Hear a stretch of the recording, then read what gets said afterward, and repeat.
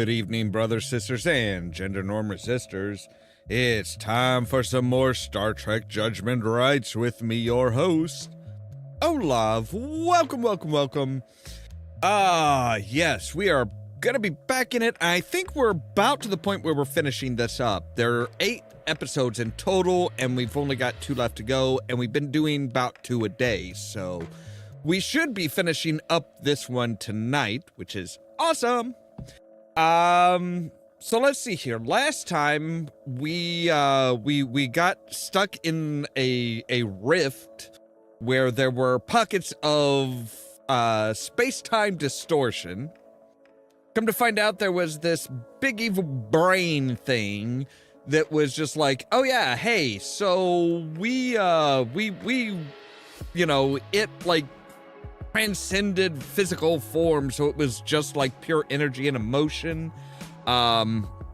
which sounds great, but it only focused on good emotions, on happiness, on joy, and basically would seek out from the rift, would seek out and take any creature that had any kind of psionic ability, like Vulcans, and would then take that creature, especially if it was, you know, less than joyful, would take that creature and like just pump it full of joy. Just everything is just sheer joy and happiness, which to a Vulcan isn't great. So yeah, Spock was not exactly in favor of that. And we had to rescue him. And then we finally got to our shore leave, where they make this amazing brandy, this cognac. Wonderful stuff. Great. We finally got there. We were going to take a tour of a museum, and there was this big hoopla that we were going to deal with. This awards, this like ceremony type thing that turned into a hostage situation, as it does. Interestingly enough, we got to roll with Scotty and Chekhov that time. And the time before that, it was Sulu and Chekhov, and I think a security officer. So they're kind of playing around with the away teams and saying, hey, it doesn't just have to be Kirk, Spock, McCoy, and somebody who's expendable. Sometimes. With that said, we are ready to jump into it. We did get a distress signal. We were going to start looking for the Brassica, but we got this distress signal from the Romulans. I've got all that loaded up to get us going, so let's jump in and see what that has for us, shall we?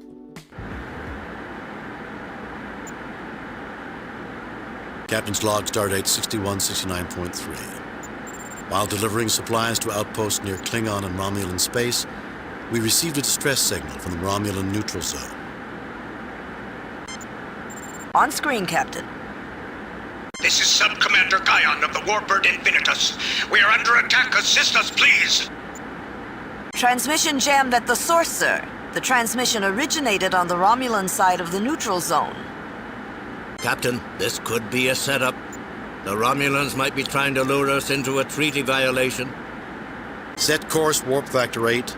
I'm not going to ignore a distress call, even if it is a Romulan.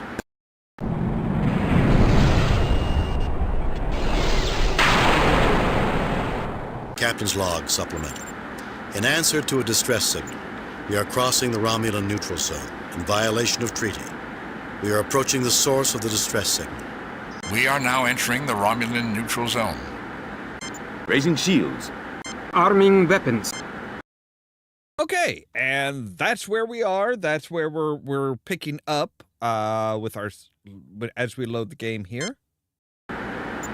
Captain, a Romulan warbird is approaching toward us on an intercept course. Hail it, Uber. I have an audio response only. So, now it is the Federation that tries to stop me from winning my prize. Romulan ship is approaching on an attack vector. All right, hang on. We need to reset that. We need to turn off the music.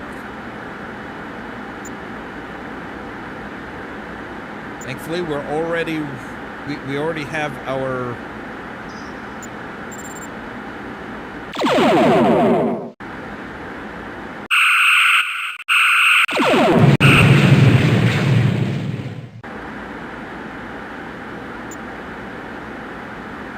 And he is cloaked. Fantastic.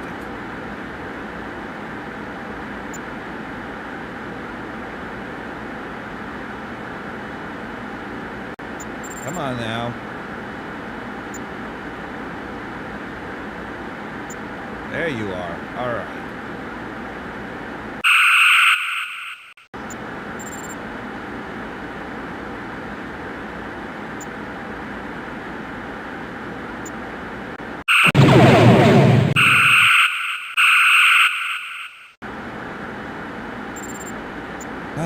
Okay, come on, you chicken shit little bitch.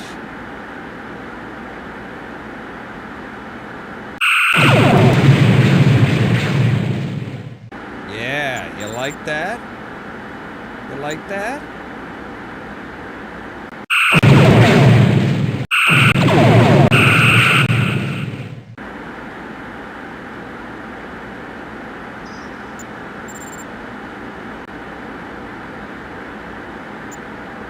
Come on.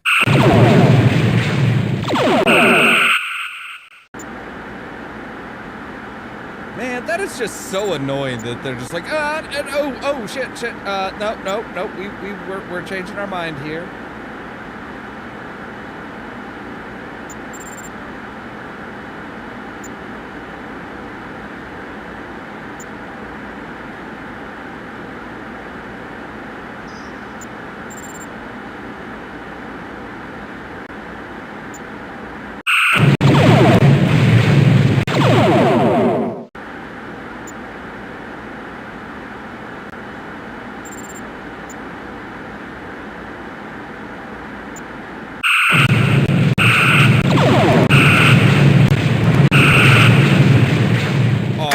Poor baby.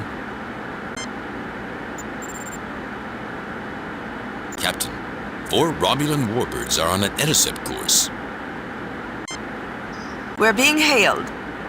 The commander wishes visual contact. Okay, that's fine. On screen. This is Commander Starius of the Invictus. Hi, how's it going? Commander, we were responding.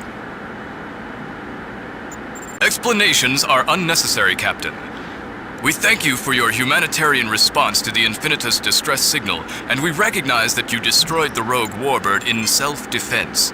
We will overlook violations of treaty this time. I appreciate that. How kind of you. Captain, we have discovered a mutual threat, a race of beings that seems determined to manipulate a wide variety of life forms that call themselves the Brassica. If you have encountered them, it may be in both of our interests to exchange information. Spock, transmit all we know about the Brassica to the Romulans. I've heard the name, but we know next to nothing about them. I don't think we can help you. Brassica? I've never heard of them. I've heard the name, but we know next to nothing about them. I don't think we can help you. We really don't. We know that they've tested us at least once, actually twice, but we don't know much beyond that, sorry. Perhaps if you come across this information, we can share it. Please leave Romulan space as quickly as possible.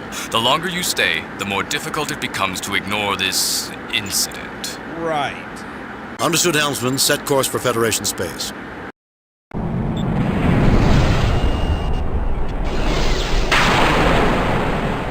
This day is not going well. Lowering shields, Captain. Captain, we have an emergency message from Starfleet. Code 1. That's a planetary catastrophe. On screen. Captain, a very large alien ship is about to land on the planet Atibus in the Klingon neutral zone. The aliens stated that they intend to land in the midst of the capital city. Then the ship cut communications with us. Since then, all attempts to contact the alien craft have failed. You are the closest starship to Atibus. We want you to evaluate the situation and safeguard the colonists. We need you to make contact with the aliens. Okay. Atibus, a small colony planet in the Klingon neutral zone near the Klingon border. Both Klingon and Federation ships are allowed in this entry as the Organian Treaty is in effect. Organian Treaty?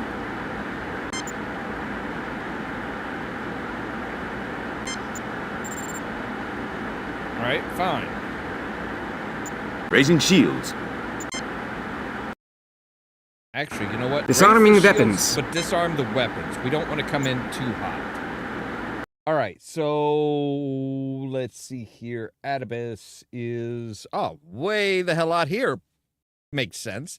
Romulans are over here. Klingons are over here.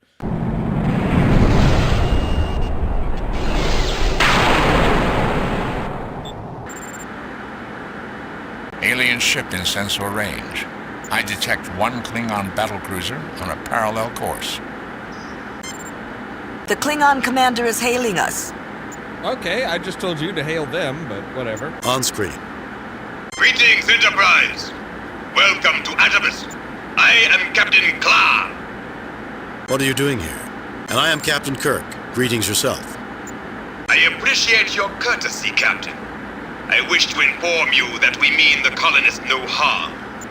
You have my word that I intend to take no action against them. As you know, this is neutral space. I have as much right to be here as you. If you do not question this right, I believe that we are capable of bridging any misunderstandings that might arise in this delicate situation. I have always admired the Federation's diplomatic abilities. I believe we both have more important matters on our minds. Until later, Captain. Well, it never rains, but pours. Mr. Sulu, take us into a parallel course with the alien ship. Aye, aye, Captain.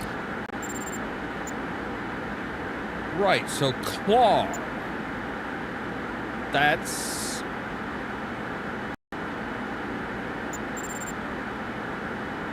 nothing on it, okay. Sensors appear to be experiencing malfunctions. Fascinating. That's not Some good. anomalous readings are reoccurring. That would indicate that the ship itself is changing in unexpected ways. I have no explanation for the phenomenon. I have found at least one area that is suitable for transport. Alright. Lowering shields, Captain. Well, let's go ahead. We're beaming aboard the alien vessel. I have Dr. McCoy meet us in the transporter room. Spock, come with me. Lieutenant Uhura, if its communication system is malfunctioning, then we'll need you. Yes, Captain. Mr. Scott, you have the con. Alright, so yeah, we're actually taking Uhura this time.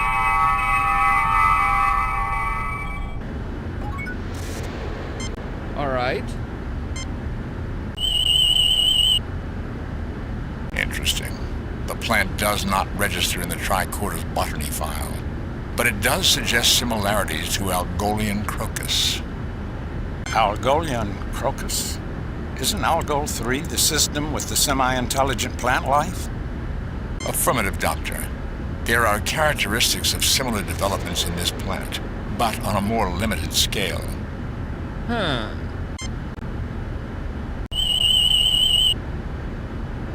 Interesting. The plant... It's beautiful, Mr. Spock.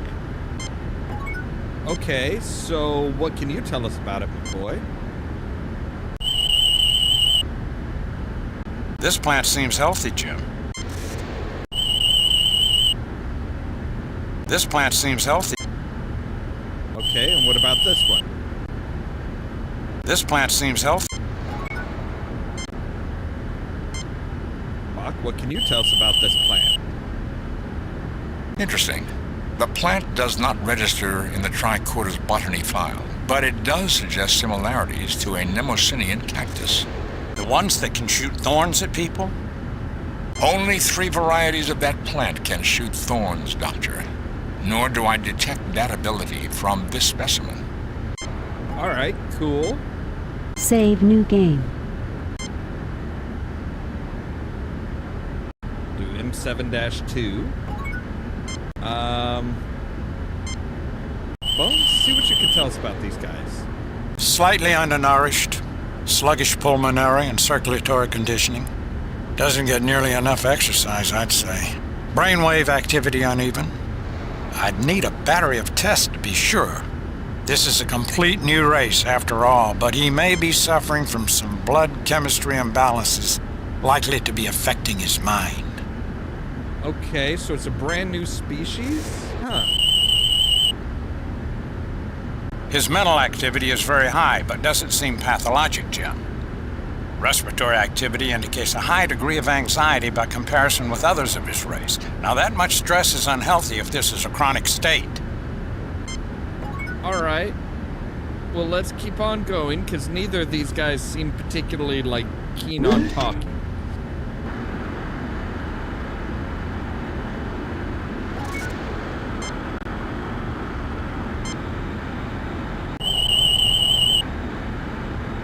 This individual is a juvenile in good condition, although mildly undernourished.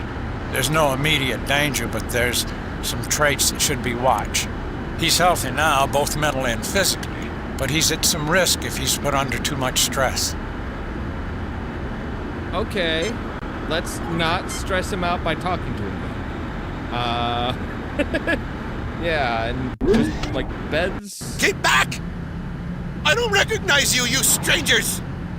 Reckaback, Gormagon, you recognize these people? Whoa, hey. No, Tusken, we sure don't. Keep them away. Keep them away from me. They'll hurt us. They're out to get us, I tell you. Have I ever been wrong? No, Tusken, you kept us safe, and we keep you safe. We won't let them get you. You people don't want to come any closer. Honest, I don't want to have to hurt any of you. It's just that Tusken won't like it. I hope you don't mind, but you really have got to stay back. Protect me. They're after me. We'll hurt you. We really don't want to hurt you, you know, but you gotta stay back. Okay. Let's explore around a bit more.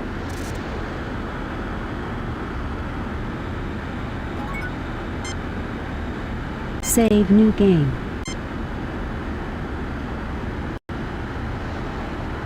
All right. We might need to stun them. Protect me. They're after me. We'll hurt you.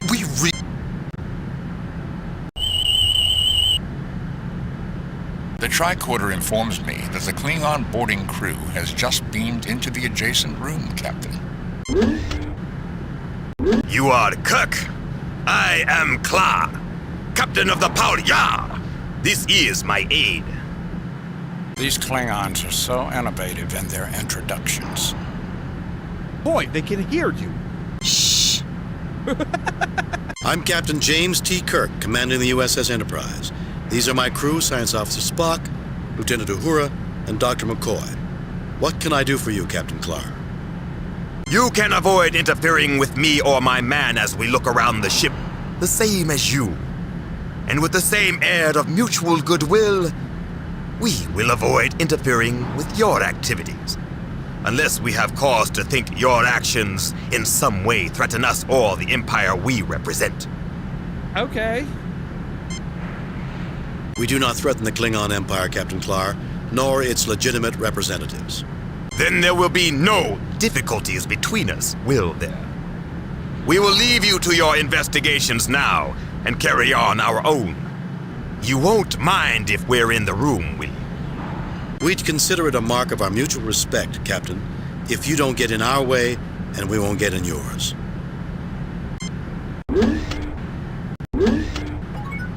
Okay.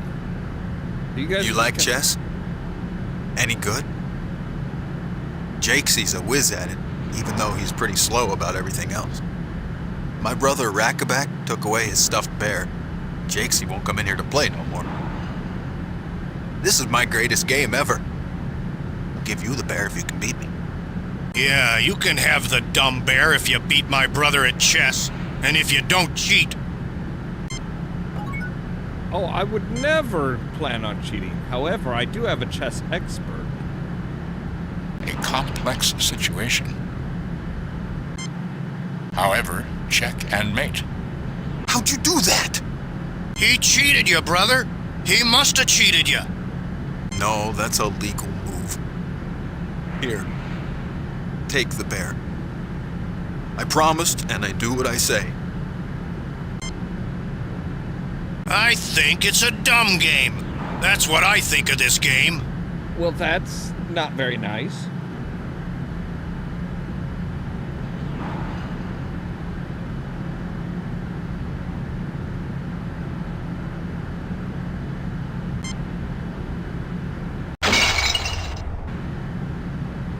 Well, you're the brute of the I think it's a dumb game. Okay. Well, we have a teddy bear now. But who is Jakesy? A youngster is sitting alone, quietly playing. That's the question, is which one of these men is Jakesy? Let's continue on.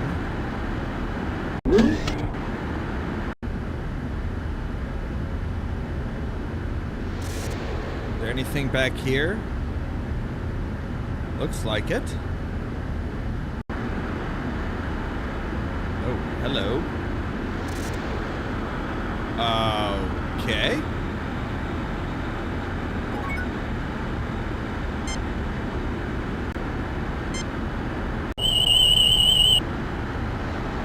I believe this person has reached adulthood physically, Jim. But brain activity scans suggest he may have suffered a failure to mature intellectually.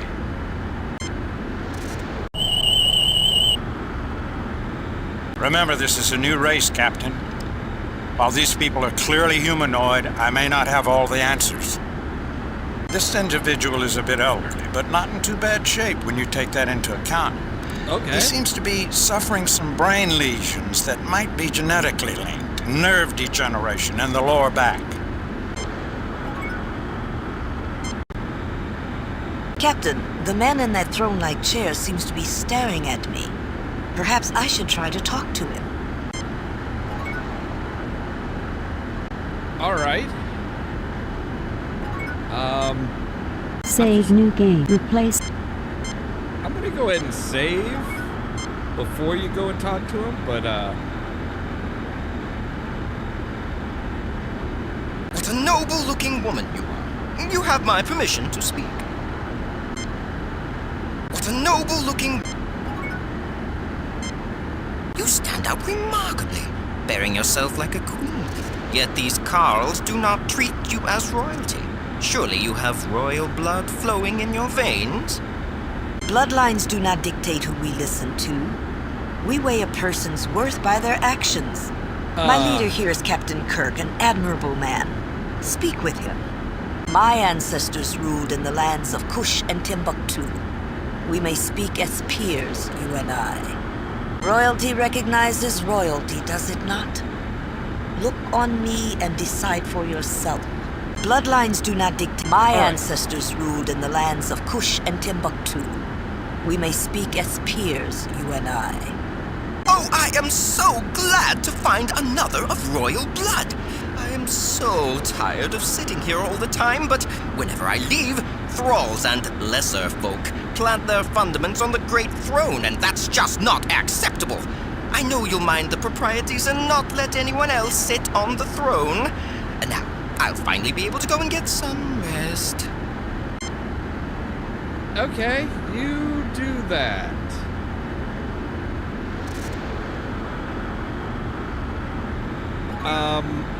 Say, man-child, do you want your bear?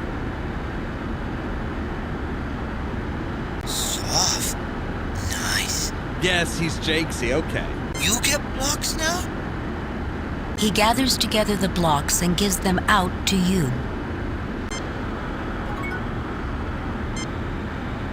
What are these blocks? Multicolored blocks, suitable for a child to play with.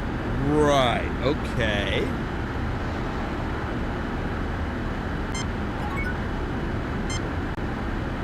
Wait, can I pick You these get blocks now? Yeah, He smiles broadly as you take the blocks. Okay. Well, I took a block.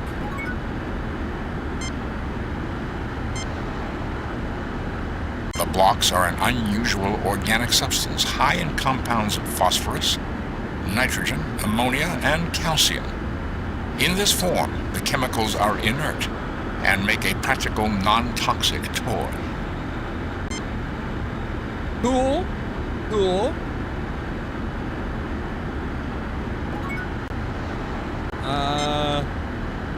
A normal-looking switch. A piece of cloth. A book. I don't see how these... Alright, fine. Can I use this switch behind you to open the door back here? Oh, okay. The light bar connection is faulty, and only the wire is holding it in place. Right. Can we pick up the panel?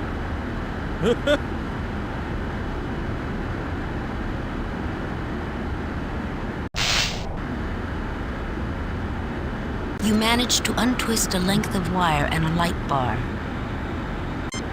Okay. A sealed tube with connectors at either end, which can provide illumination when inserted into an appropriately powered socket. Right. Oh, right. Okay. Okay.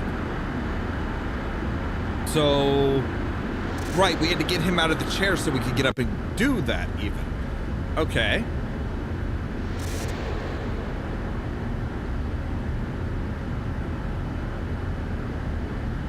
Well, is there anywhere else that we... It looks like there's... We should be able to, like... Ooh. Hello. I'm a doctor, not a country boy from Iowa. Hey. Isn't Kirk from Iowa? We are just here to look around, Captain. Would it matter if we did? Your doctor's discourtesy, though indirect, does no credit to your party, Captain Kirk. I would have expected better when we have done nothing to warrant rudeness. We need not interfere with one another's activities, I think.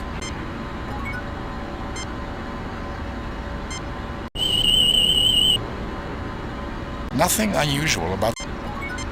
Okay. Well, we'll go ahead and just come down here and see what this other door has for us.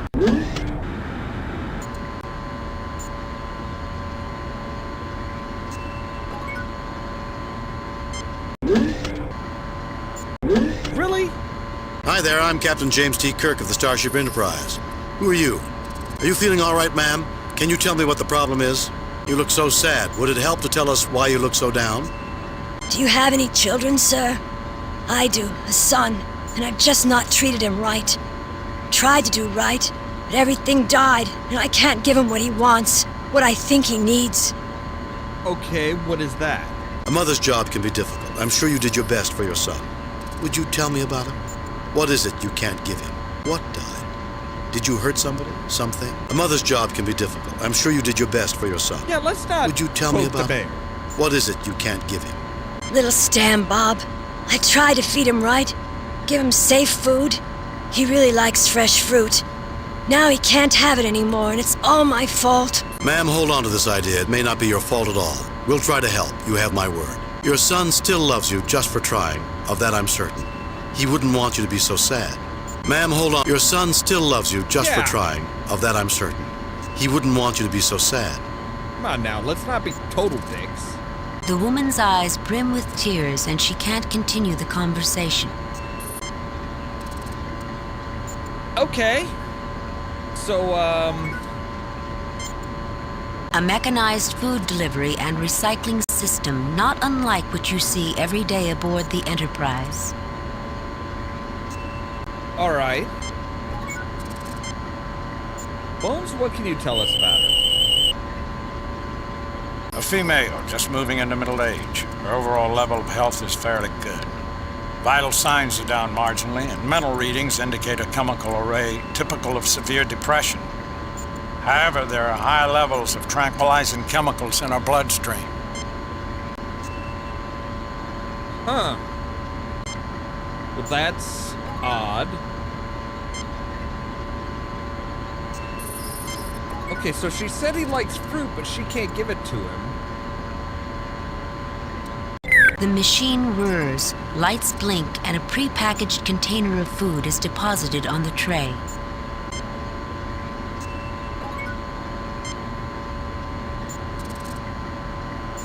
The box of prepared food is light and compact. That's good. That's good.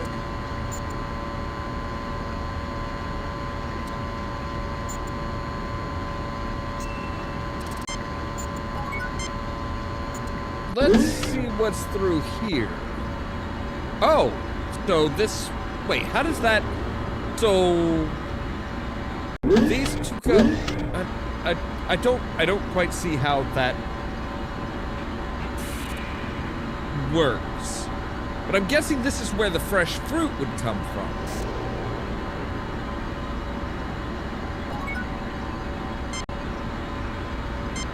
Alright, so... A combination workspace and computer console, Captain, with robotic leads on the visible hookups. The data terminal appears to serve as data storage and analysis of materials put on the countertop. In short, I believe it acts as a gardener's assistant to anyone working on the plants in this room.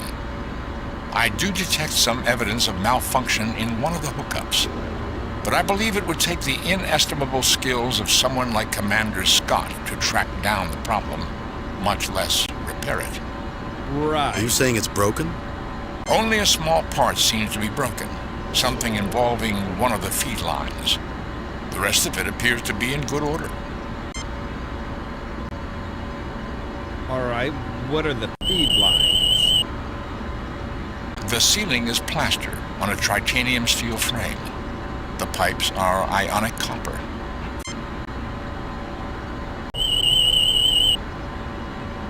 The ceiling is... Yeah, but I want, like, the... Nothing unusual. Okay, what constitutes as a feed line? Is that the... Nothing unusual about...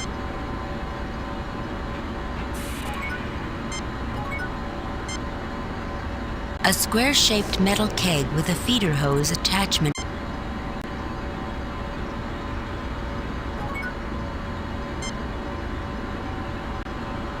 Huh. Alright, so obviously we need to do something with the feeder hose. No life form registration. Health reading 0.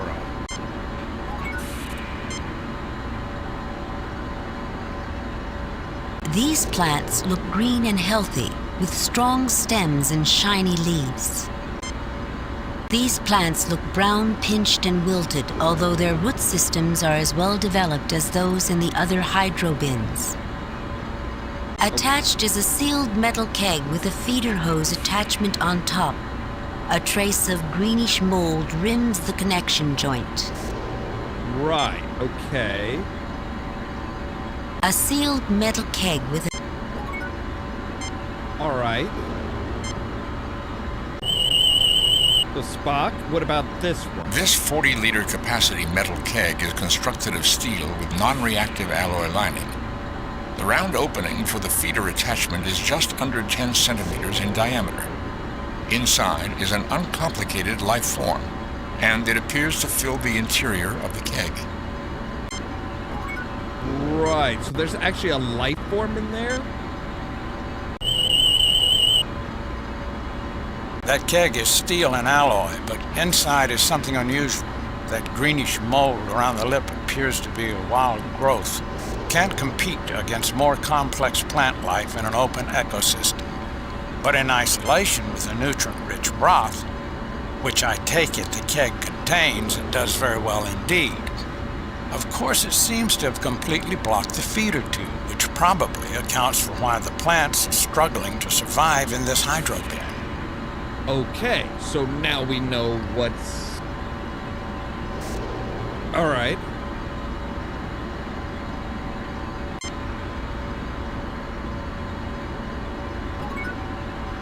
Can we get anything from No here? effect.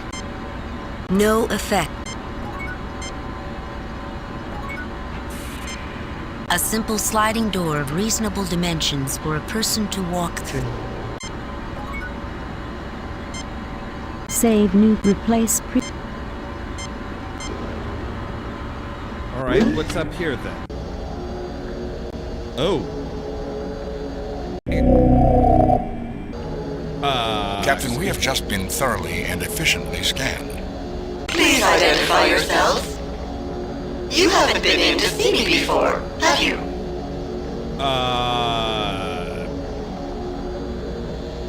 No. I'm Captain James T. Kirk, commanding the USS Enterprise. These others are my crew. Science Officer Spock, Lieutenant Uhura, and Dr. McCoy. Who are you? We are the Fays. Did not your parents speak of me? We're not from your ship. Captain, note that it identifies itself only erratically in the singular I, and a blend of voices typifies its communication. Are you suggesting it is a hive mind, Mr. Spock? Or is the voice synthesizer simply programmed for a harmonic chord of voices? Inconclusive. It may also be that an array of otherwise independent machines have been linked to provide the requisite computing power, although that is an antique and unsophisticated method of achieving this level of intelligence at odds with the overall level of sophistication and evidence. I suggest we pay close attention to both its actions and its words. Fays, why would our parents have spoken of you? I am here to care for all of you, Kirk. It is easier for me to care for you when you are younger, but sometimes one's parents are forgetful. We understand. I will care for you now. You will feel better after you eat. Great. A food-fixating mothering computer. It could in fact be very much that. Fays, you're about to land on a planet inhabited by sentients in the middle of a settlement. If you are in control of this vessel, you must stop. You must not land there. You will feel better after you eat, dear. Run along now. I'm very busy. Okay. So they came to rely on their computer so much that it was... Can I take the feeder tube? The feeder hose comes free and a mechanism pulls it out of the way. But a terrible stench rises out of the container, smelling like many things died in there long ago. Oh, great!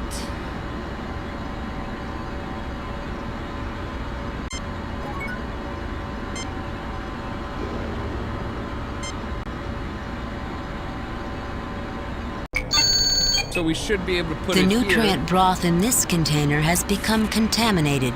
It should be disinfected before the container can be reused. Okay.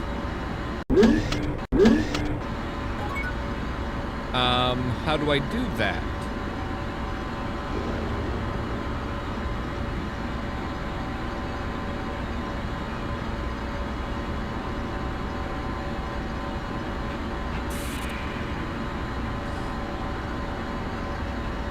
I mean, I suppose... The ceiling looks interesting.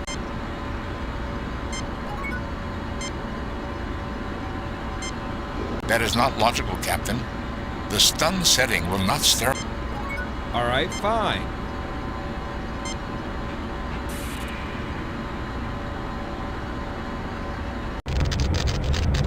The container heats up rapidly and foul-smelling smoke pours out of the small opening on the top.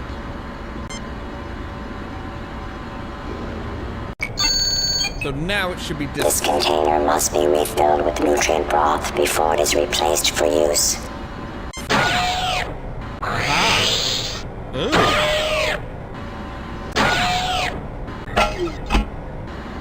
Right, so food, Two water. feeder hoses roll out on wired mechanisms and insert into the container. From one flows a clear liquid nearly filling the container. The other hose just makes burping noises. Right, so it looks like we got water, but...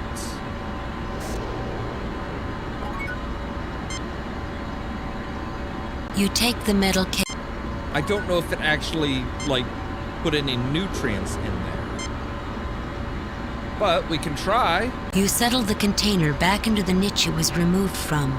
The feeder hose, looking shiny and clean, rides out on some mechanism and reattaches to the newly filled container. Cool. You hear gurgling, but it appears the liquid in the container is nothing more than the same nutrient-poor liquid that already covers the roots of the... Right, so that's not what we need.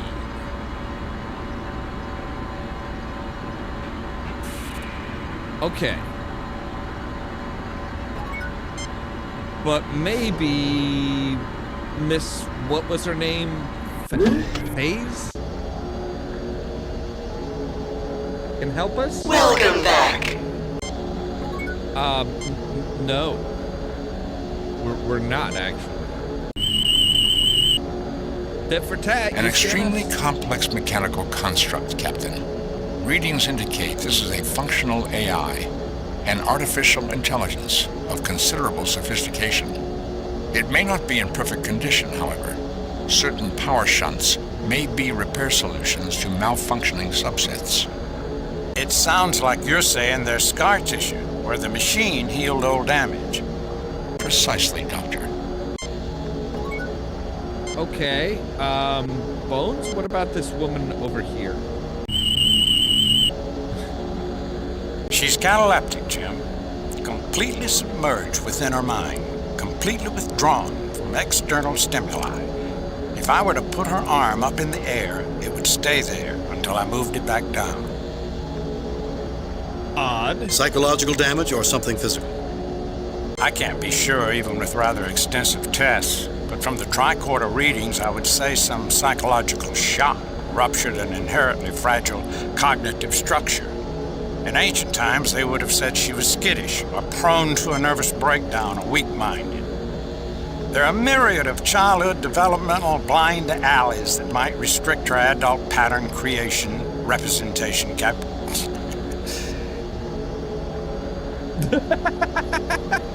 Wow, so DeForest Kelly just like completely lost it on that and just started laughing at capabilities below the Abrams Neon Critical Horizon. Good gods, I don't blame him. That is a mouthful. Bone, stop. You're starting to sound like Spock. You do not have to be insulting, Captain. What do you pick up from this center pill? This is not a life form, Captain, but it does register with biomagnetics and considerable electrical complexity. If this is not a functioning, artificially intelligent construct, I'll eat my hat. You're not wearing a hat. All right.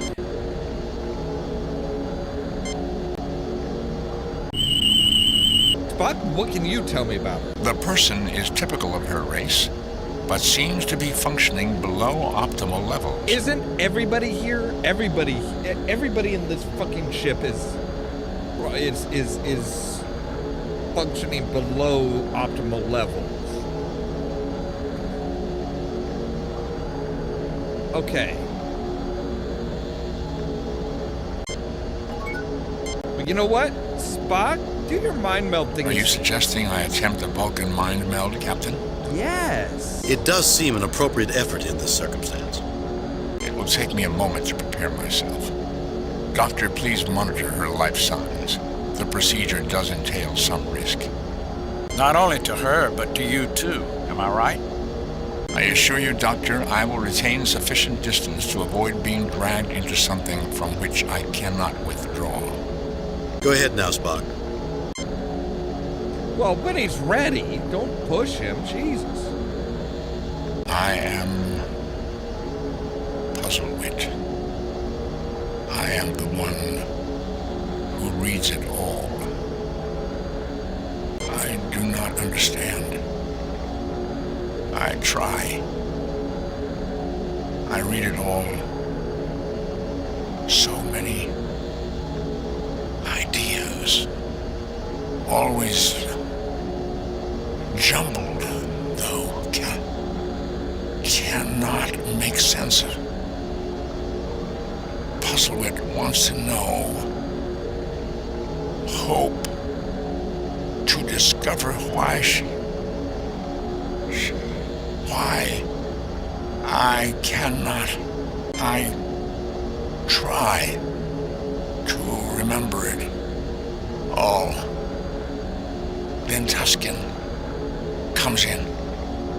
He destroys me. My hopes, all broken, all shattered. Ow.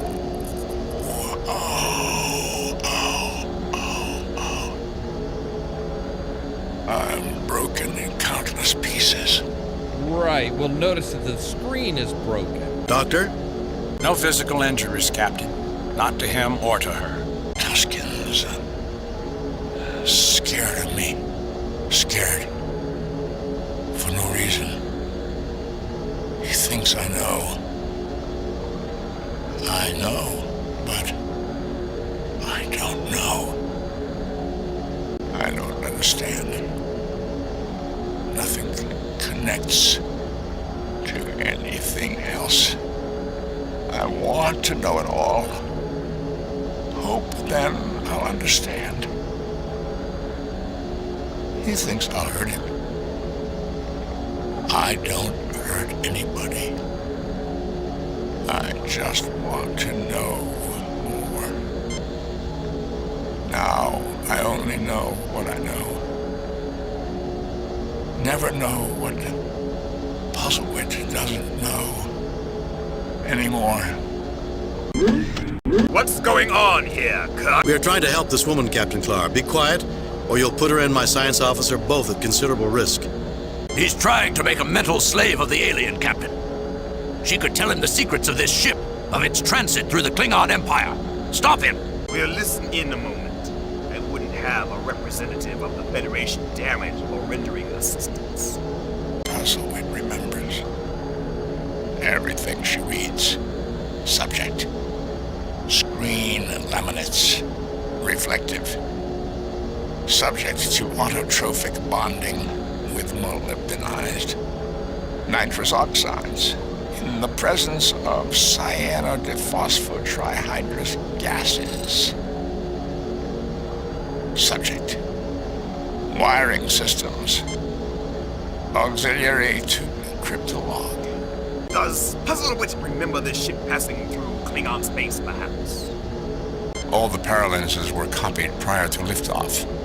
No new encryption was permitted. We could only read, not write to them. That's stellar ejector, Captain. Why would a computer terminal permit read-only interface, I ask you? The builders didn't trust us. Didn't think we would be capable. We were damaged.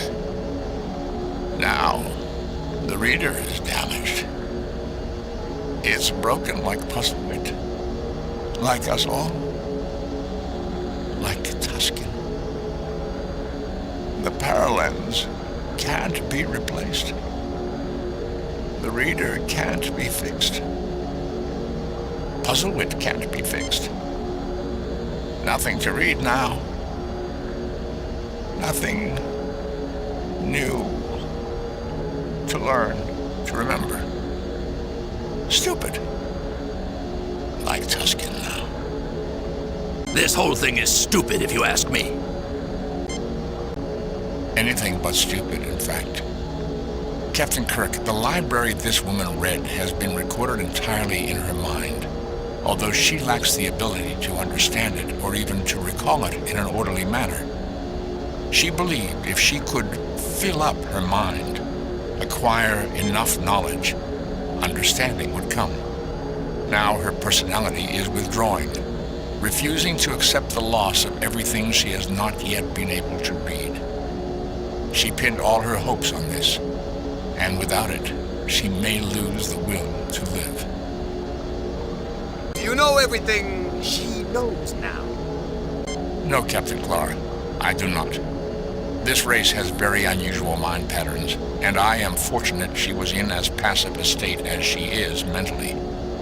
It is very likely I would have been hurt were she less withdrawn to begin with. Moreover, the knowledge she does possess is a very peculiar admixture, reflecting this society's uneven level of advancement. Archaisms and startling breakthroughs coexist. So there is much to be learned from this woman. And Knowledge the Federation would gladly share with friends, Captain Clark. let nothing happen to this alien woman, Captain. If she should die, I would take it as an indication that you would sooner let her perish than share her special knowledge with the Klingon Empire. Captain Clark, if I took her aboard the Enterprise, I might be able to help her. He's not going to go for that. I would have expected such treachery from the likes of you. You'll start an interstellar incident like this. I thought some of the folks on board this ship were paranoids. Gentlemen. Captain Clark, we don't want this woman to die any more than you do. Not because we want to milk her brain dry, but because she's an important being in her own right. Just as important to the universe as, well, as your companion here. Maybe more so. Dr. McCoy will do what he can. That's all that can be expected. That's all I would expect. Goodbye That's for now, fair. Captain. Expect to see us again. All right. So she was working on that. She was working on this. The guts of this machinery have been torn from the wall, leaving broken plastic and bent metal dangling. It doesn't look like it will ever work again. Yeah. So, and that's what broke her was Mr. Kingman came in, smashed that up because he was scared that she would learn something that would cause her to replace him as the leader.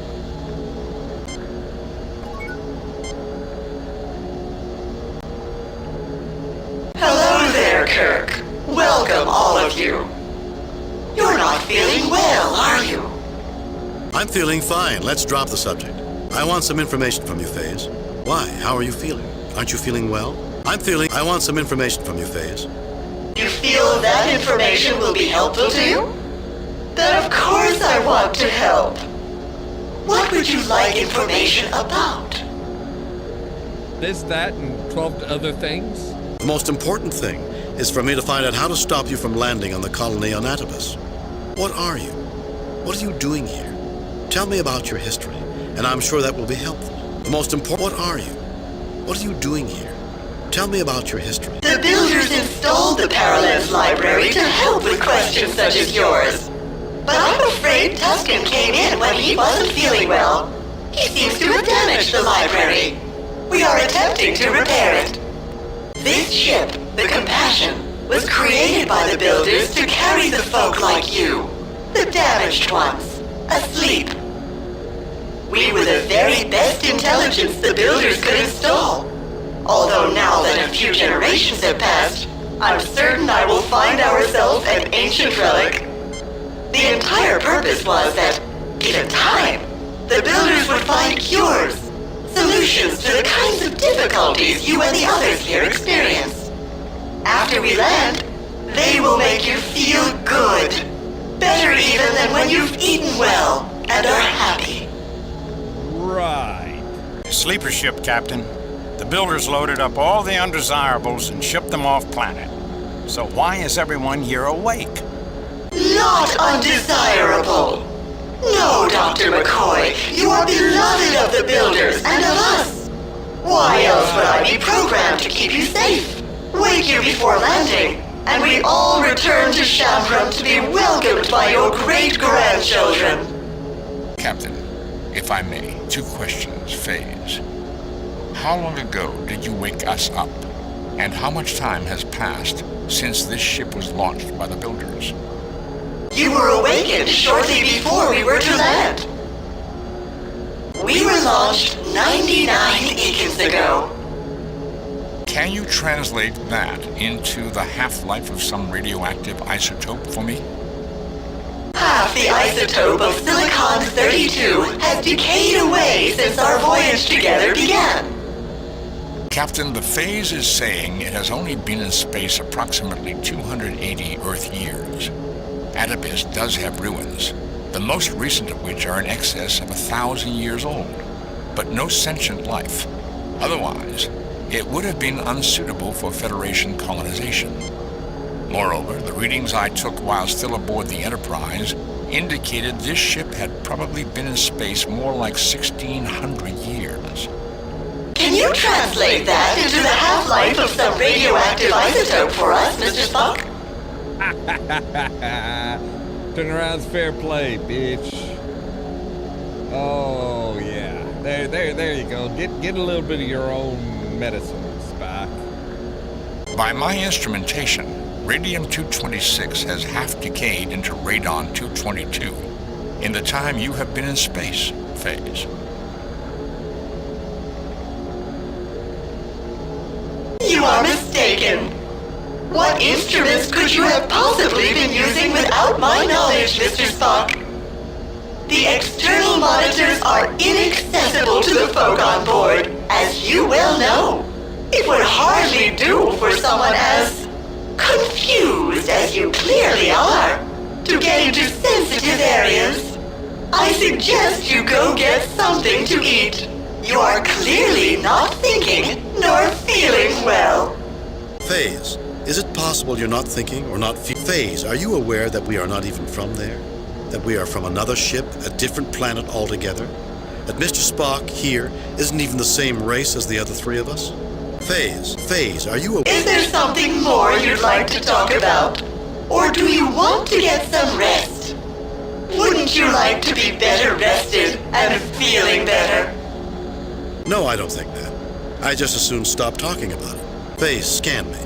Scan the others here with me. Scan the people elsewhere on the ship. Are we even the same race?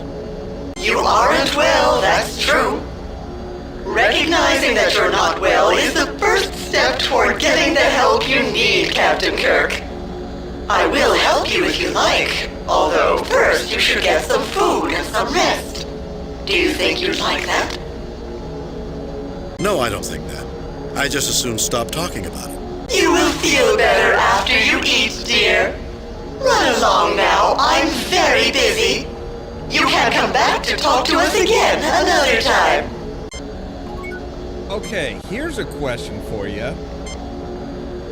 What is this food? A reprocessed cellulose-based container with prepared nutritional components inside appropriate as a meal for one individual. In addition, the food appears to be laced with a variety of drugs, which Dr. McCoy could better analyze than I. Right. I was wondering the way she's like, oh, go get some food, dear. Like, something right. As a meal, the food in this little box is a tad high in carbohydrates by human nutritional standards. Still, it would supply about 1/4 to 1/3 of a day's average caloric needs and includes protein, fats, fiber, a bit of spices and flavorings. There are also drugs in the food, some of which we added, you know. It's quite heavy on the alkaloid tranquilizers. Okay, that we added psychoactive, most appear to be calmatives and tranquilizer class drugs with some endorphin-like euphorics. Okay, that's a little concerning.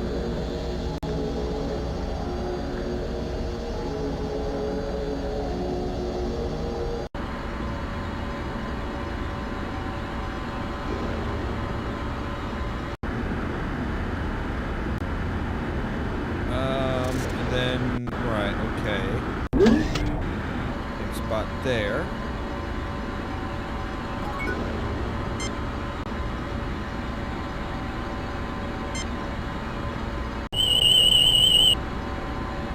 It is filled with a dense but nutrient-poor liquid medium. This is a typical means of root support and nutrient... Right, so we need to add nutrient. High. Okay.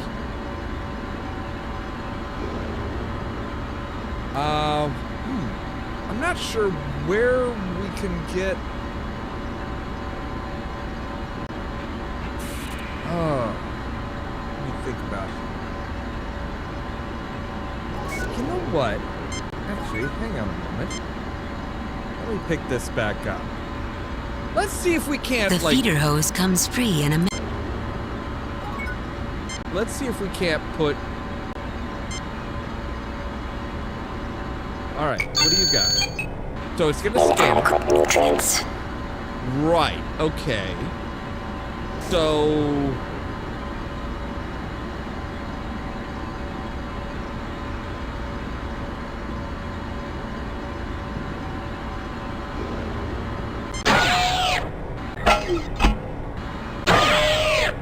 A single feeder hose inserts itself into the container.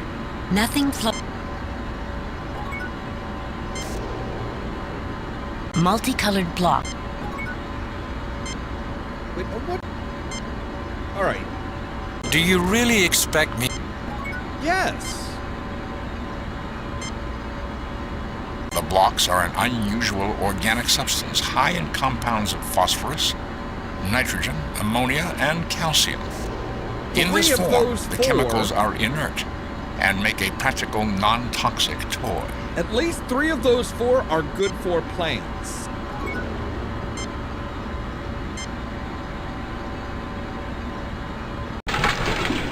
The blocks fit through the opening, splashing as they plunge into the liquid.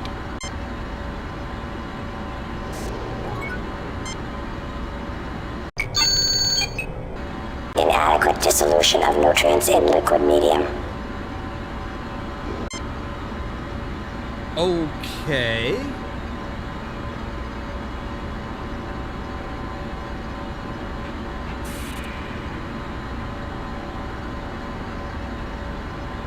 Oh, wait. What if we say... I do not believe the stun set... Right, okay. That makes sense. So they're saying, hey, these need to be...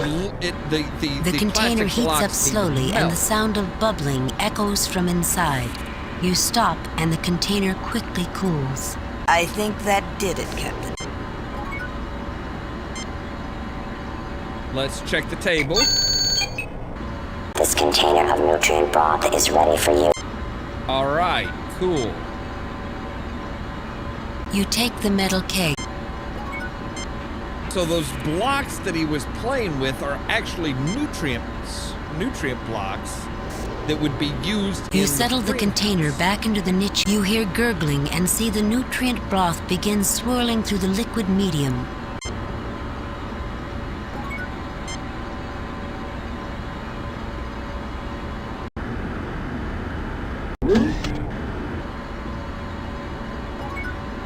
The nutrient additive is making these fruit-bearing plants grow at an astonishing rate.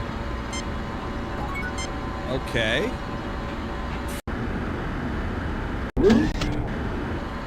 Aha! Fresh fruit. The red fruit comes free easily, dropping into your hand like it belongs there. Okay, so now we have some fresh fruit.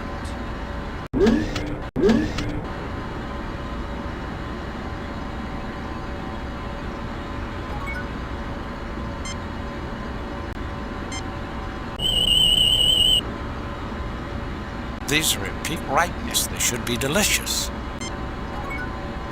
You already have a Okay, so the mother... So the mother needs to do that, needs that. So if we say, hey, actually, in all fairness... The Klingon captain gravely takes the fruit, smells it, and takes a large bite from it. Thank you. This is good. And while my aide might disagree, some food becomes that much sweeter when it is shared. All right, I just gave him 1, right? Oh, I gave him all my fruit. The red fruit comes... Right, so now we've got... Now he's on our side. See, we could have... I think we could have given the packaged food, which would have drugged him, but that would have been led to a more negative score.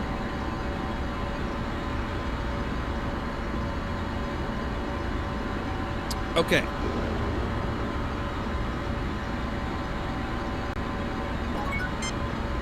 So we need to... All right, so the crying mother was through. No. Was through. Yes. She was through here, I think. Yes. So now we can say, hey, don't fret. We have fresh fruit. You got the plants to give fruit again, and I'd given up. Oh, I'm so happy. But I don't want to eat this. My son loves fruit, can't get enough, and I want him to have this. Please take it to him. He should be playing in the sleeping hall. I've warned him about not talking to strangers, but it's all right if you do so. You can tell him I said it was okay. Okay, that's great.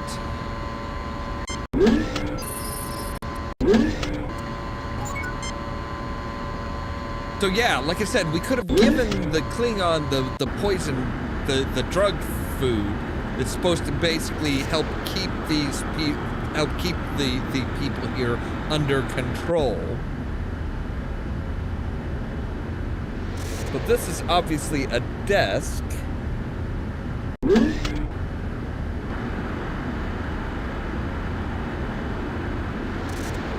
This is the sleeping chambers.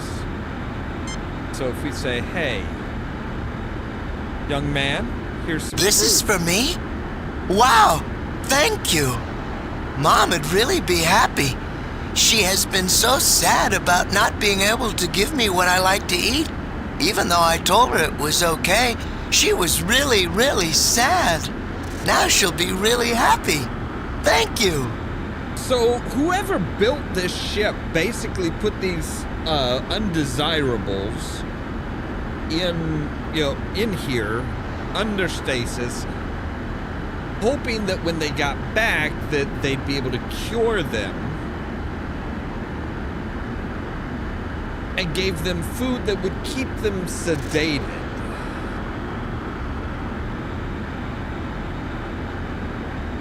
Which is kinda sketchy as hell, really. But why weren't any of the other plants giving any kind of food? That's a little curious.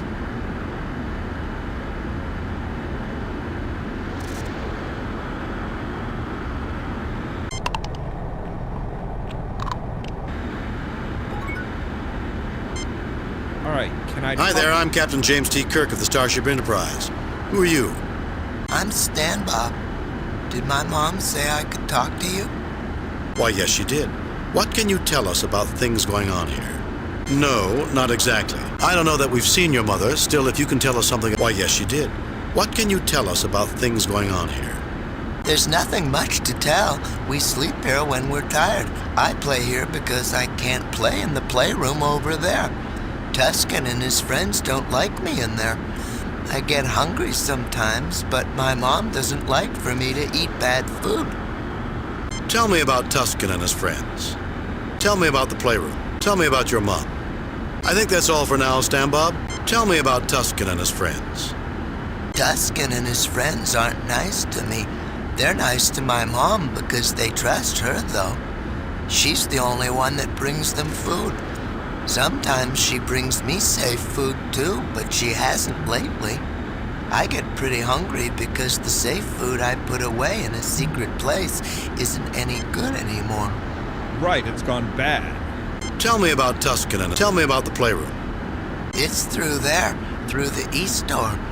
Tuscan and his friends have taken it over. They play mean, except they don't play mean to my mom. That's on account of they think she won't let the food be bad. Tell me about your mom. Her name's Moll. She takes care of the garden, but she gets real sad a lot. She brings me fresh fruit, says it's good for me. I like fresh fruit, whole bunches. She hasn't brought me any in a while, and what I put away in a secret place isn't looking good anymore. Tell me about the food. The food out of the machines can make me feel really sleepy and not very good. Mom says it's because of the stuff they put in the food.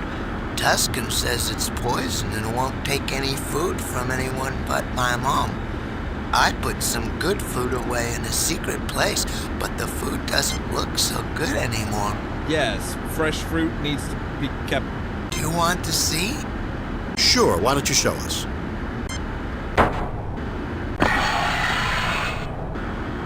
The youngster opens a hidden cabinet near him, and a sour smell like rotting fruit. See, it went bad.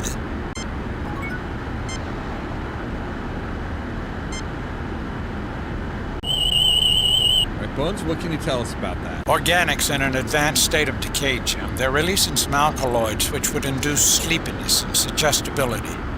However, the first effect this mess would have, assuming anyone was stupid enough to try to eat it, would be extreme nausea, so it would never get into a sane person's system.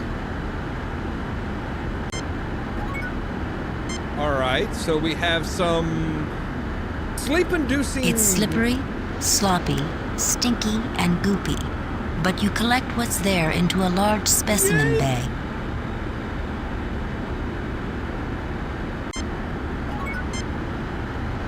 All right, so let's go back and get some good fruit.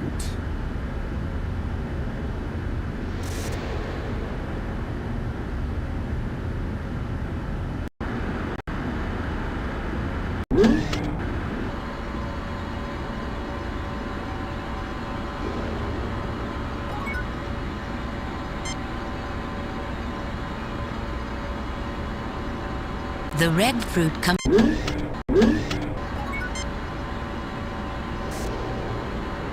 All right. Maybe we can, now that Maul's kid has some food.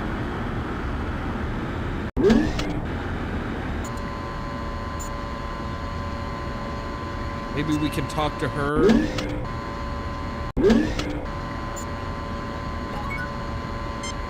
I have to thank you again for what you did for my son. I was feeling so depressed because I couldn't give him the fruit I know is better for him than what the Fays make in the machinery. I don't trust the machinery food, and that's why I tended the garden, made fresh food. Even Tuscan will eat food I give to him, and he doesn't trust anyone. If you ever need help, just show me what you want to give him. Okay. Oh. The youngster Stambob comes to the doorway. Mom, these nice people got me some fruit. It's fresh and everything, so you don't need to be sad anymore. Son, I'm so glad. It means the plants are healthy again, and you won't have to eat food I'm not sure is good for you. Thank you, strangers. I'm going back to my room, Mom, but I wanted you to know. He's a good boy.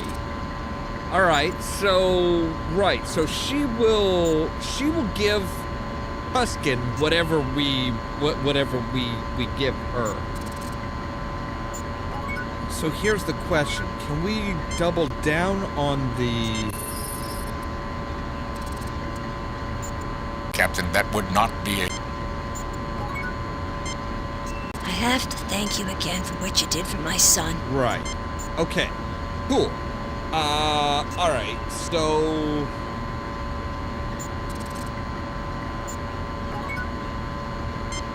An unremarkable piece of furniture offering nothing but a flat surface from which to eat while standing up. A computer terminal with various access ports, a scanning rod, and a workspace. All right.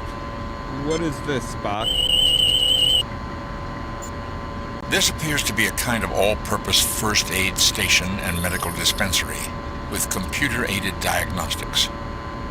Captain, from the configuration of equipment here, it is possible for someone to use this machine as a workstation and prepare medicine for someone who, for example, would be unable to come to the station for treatment. Right, okay, so can we use this? Can we use this to basically get a sedative? A light scans the reeking glop, and the computer screen lights up. The alkaloids present in this organic mass can be reduced to a high-potency tranquilizer. Yes. The undesirable emetics and purgatives can be eliminated. The resultant drug should be mixed with prepared food and eaten to produce a soporific effect. Do you wish to prepare the specified tranquilizer from this mix? No, skip it. We'll just put this away and go on to something else. Yes, continue. No, skip it. Yes, continue. Done. The drug is prepared. Bring over the food you wish dosed with the drug, and the tranquilizer will be added. Okay, well, we already have a box of food.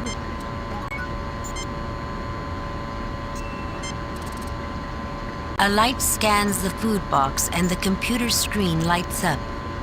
The food in this box has been prepared with standard quantities of tranquilizing alkaloids, calmatives, and euphorics. The drugs and chemicals added in preparation cannot be extracted without degradation of their potency. The high-potency dosage of alkaloid tranquilizer you have prepared may be added now if you wish. Go ahead. Yes. So, okay, so now we have food that is extremely tranquilizing. So we can say, hey, take this.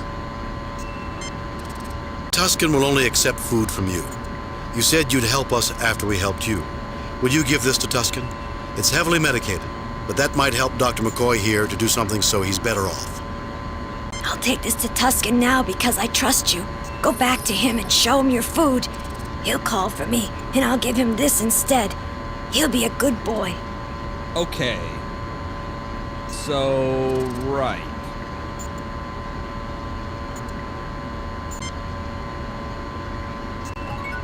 We have any kind of food? Yeah, we do have some food. Good. We have some fruit, so we can be like, here's some fruit, and he's like, I don't trust you. Like, okay, no problem, no problem, no problem.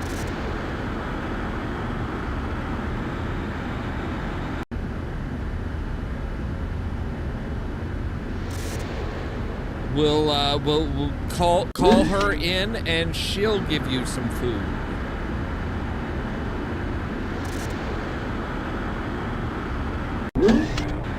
Protect me! They're after me! We'll hurt you! We should probably Save new game. Replace.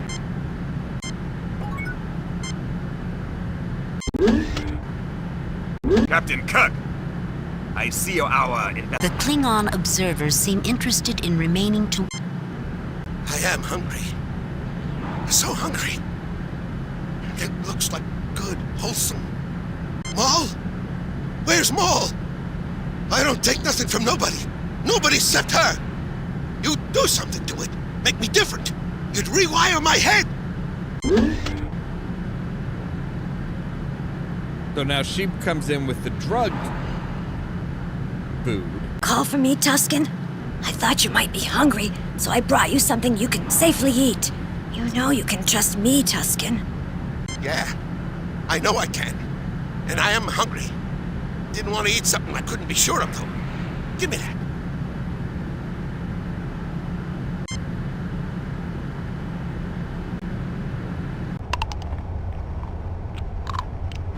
Now I want to take a nap. Maul.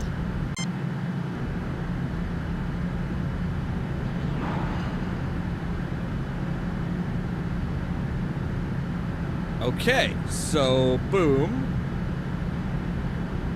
No, I don't think that's done. Here, you guys The want Klingon captain gravely... Thank you! Okay, so there's that.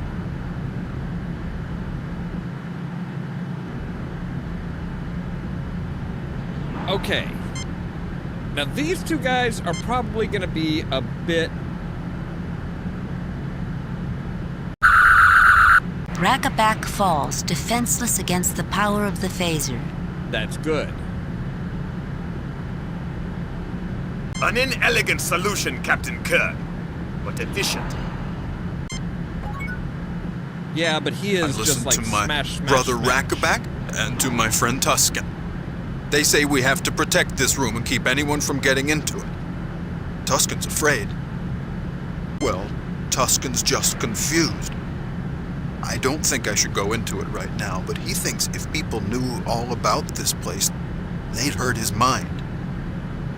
Actually, I'm sure things would change. It might be a change for the better, maybe. Maybe not. I'm not sure what to think of you.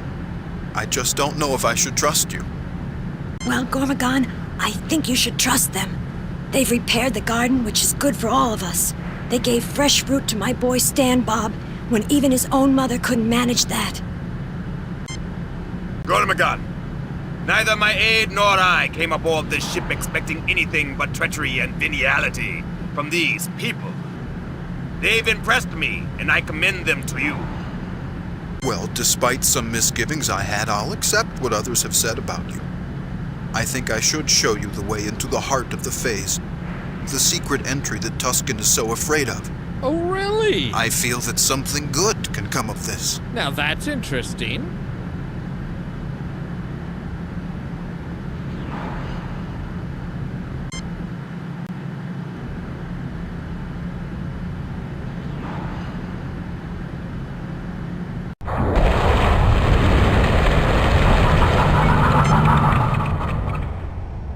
Well, let's go check this place out. So yeah, so we had to get rid of Tusken and this guy's brother because, well, that's just, you know, they would have tried convincing him that things were bad.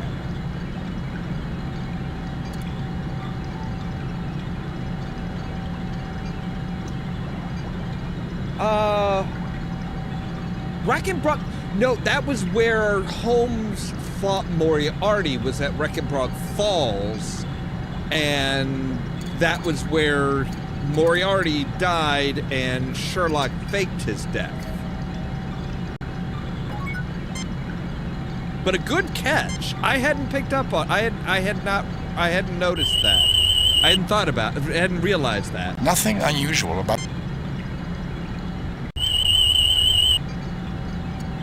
Nothing unusual. Okay, what about this one? What about the big one right there in the center? This is not a life form, Captain, but it does register with biomagnetics and considerable electrical complexity. This is the heart of a functioning, artificially intelligent construct. Great.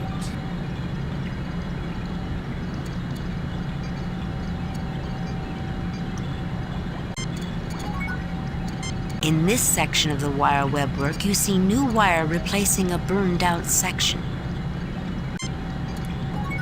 Okay. This room is thoroughly fascinating, Captain. I theorize that this is a virtual space replica of the interior workings of the artificial intelligence which the phase represent. The interface is seamless, and work performed in here is functionally identical to working directly in the computer. Like so much we've seen before now that is highly advanced technology, yet archaic 20th century style wiring carries the electronic information. Huh. Okay.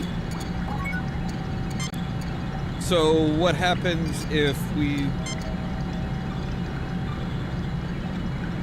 If you'll bring that over to me, I might have a better suggestion if I took a closer look at it. Okay, sure. Here you go. You know, we are working together.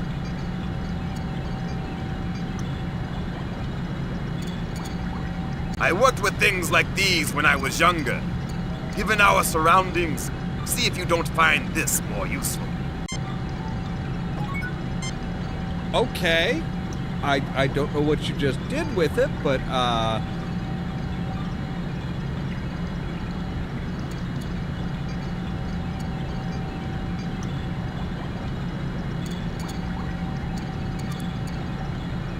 Oh, okay, so... Allow me, Captain. Let me do that. The information I acquired from Puzzlewit's mind indicates this could be a delicate operation, easily mishandled. I think you will find it fits just here. Okay, so if we repair this, does Lieutenant that repair... Uhura, if you will bring over that length of wire while I hold this in place, I believe we can get this repaired speedily. Certainly, Mr. Spock. With that in place, I can see that it will easily fit. Here.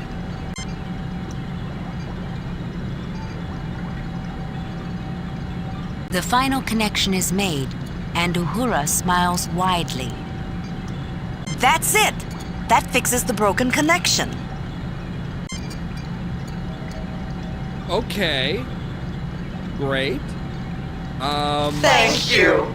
I am now once again whole, and no longer an intelligence divided against myself.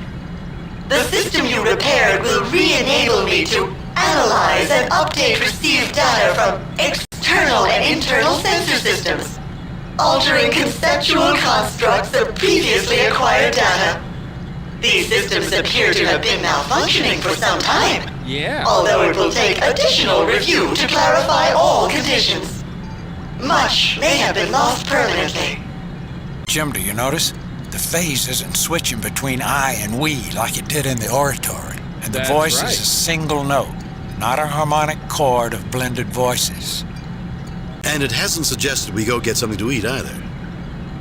I am chagrined that my disabilities have endangered my mission. The compassion was launched with the best of intentions. If I can answer anyone's questions, I will endeavor to do so. Captain Kirk, you don't mind if I ask a question, do you? You'll get your turn, Klingon. Just hold your horses. Other things come first. What? Rude. Be my guest, Captain. Ask away. Be my guest, Captain. Ask away. That you give me first place to speak is a mark of honor, Captain Kirk, and does not pass unnoticed, particularly in light of the urgency of your own questions. Hayes, this ship passed through the heart of Klingon space. We were not even aware of it until it was nearly out of our territory. We backtracked it and found it must have closely approached places we find sensitive.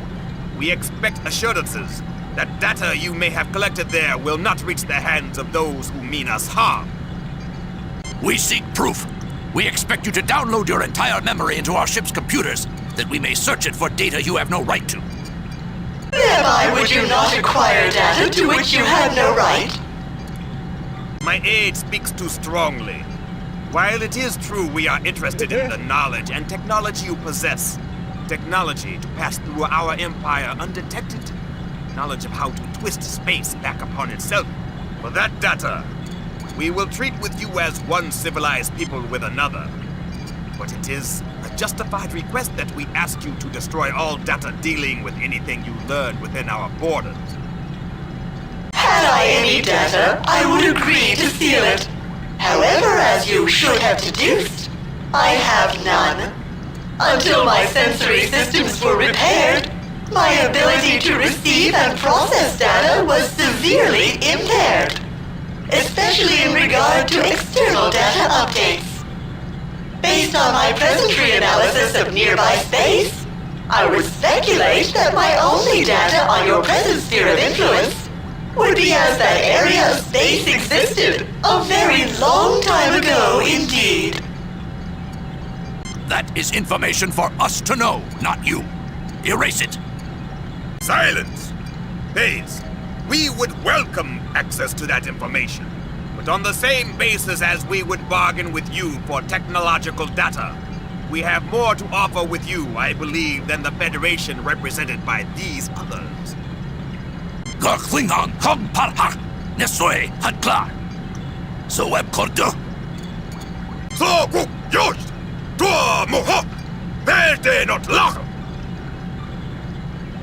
Right. I don't speak Klingon. Phase, do not be hasty making that decision. I lack sufficient data to make any assessment. I can give no answer at this time. The primary reason we came aboard was to find a way to stop you from landing on top of our colony on Atibus, which would certainly kill thousands of our people. Now that your external sensors are functional, have you altered your plans about where you intend to put the ship down? How did your systems become damaged? I'm curious about what your builders really had in mind, shipping off all these people off-planet. I'd be interested to learn more about... That's all for now. The primary reason we came aboard was to find a way to stop you from landing on top of our colony on Atibus, which would certainly kill thousands of our people. Now that No, Captain Kirk. I will certainly not set the compassion down in a populated area, now that I can see it is there. I am at present in communication with the planetary authorities, and they are directing me to a stationary orbit until further arrangements can be made for my wards. Okay. Then are there other questions? is the ship still set to land on Atipus colony? How did your systems become damaged? I am sorry I cannot explain this at this time. I do not even know if it is explicable, but I will search my memory for an answer for you. Then are there other questions? Is the ship still... Please clarify the anomalies we have perceived while being on board. I'm curious about what your builders really had in mind, shipping off all these people off-planet. There seems to have been some shadier agenda. The eugenics wars of our own past produced some of the ugliest abuses in human history, and notorious characters like Khan Noonien Singh, whose name still resounds with infamy. How is the ship you call the Compassion justified? I have no information about your eugenics wars, but a fundamental social philosophy of the builders was that civilized people of goodwill would tolerate and value variability as a sign of cultural and social health. That a civilization will be judged by its tolerance of disparate ideas, by how it treats those who cannot protect themselves, be they very young, very old, or otherwise challenged, by the measure of altruism extended to those less powerful, even when rightfully in possession of something desired. So this is just one big test. A central aspect of Vulcan philosophy is embodied in the Idic: infinite diversity in infinite combinations. It would seem the builders pursued similar high ideals. High ideals, perhaps, but that does not explain why these people are in space phase. More than this I cannot explain. However, you can locate additional library data under the heading Compassion. Oh, I haven't made it available. I should have done that immediately. I can't imagine why I didn't think of it. Because you're programmed not to until asked? Fascinating, Captain. That instance of forgetfulness makes it possible to speculate that the phase is not wholly restored after all. Then are there other questions? Is the ship still... Please... I'd be interested to learn more about those who built this ship. Their achievements certainly seem erratic in sophistication, but much of it goes beyond even what we are capable of accomplishing today. For example, the Paralens medium for recording computer data is something we are only now beginning to explore. I think there's much to be learned from these people. My best recommendation is to examine the library records under Builders or Technology. There is more data than I can easily explain. Okay. Then are there other... Is the ship still set to... Please... I would still like to learn more. That's all for now, Faze. I assume we can talk to you if we have more questions. I will do my best, Captain. Although intelligent entities often find that there are more questions than answers. All right. Give me just a moment here. I need to take a real quick break and run to the bathroom, so we'll be right back.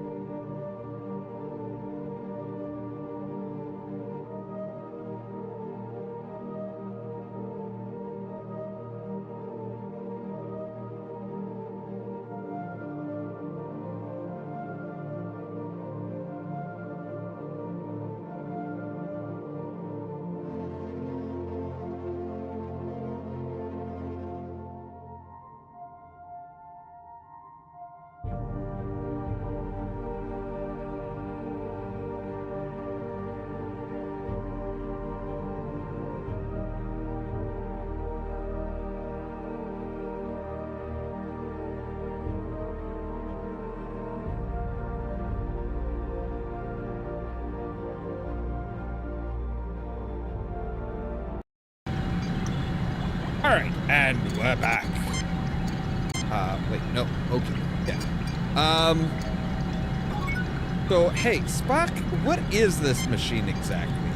Although the lens magnifies things you look at through it, somewhat like a magnifying lens, the image is distorted and warped.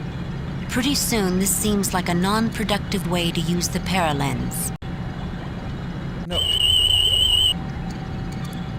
Nothing unusual about that object, Captain. Really? Fucking really?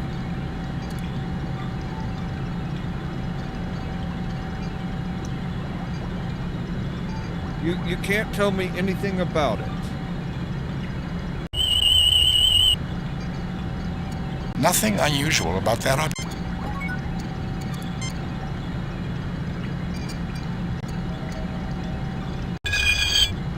All right. The crystalline lens feels cool and surprisingly heavy, with smoothly polished edges. Okay, and it looks like this goes right into here.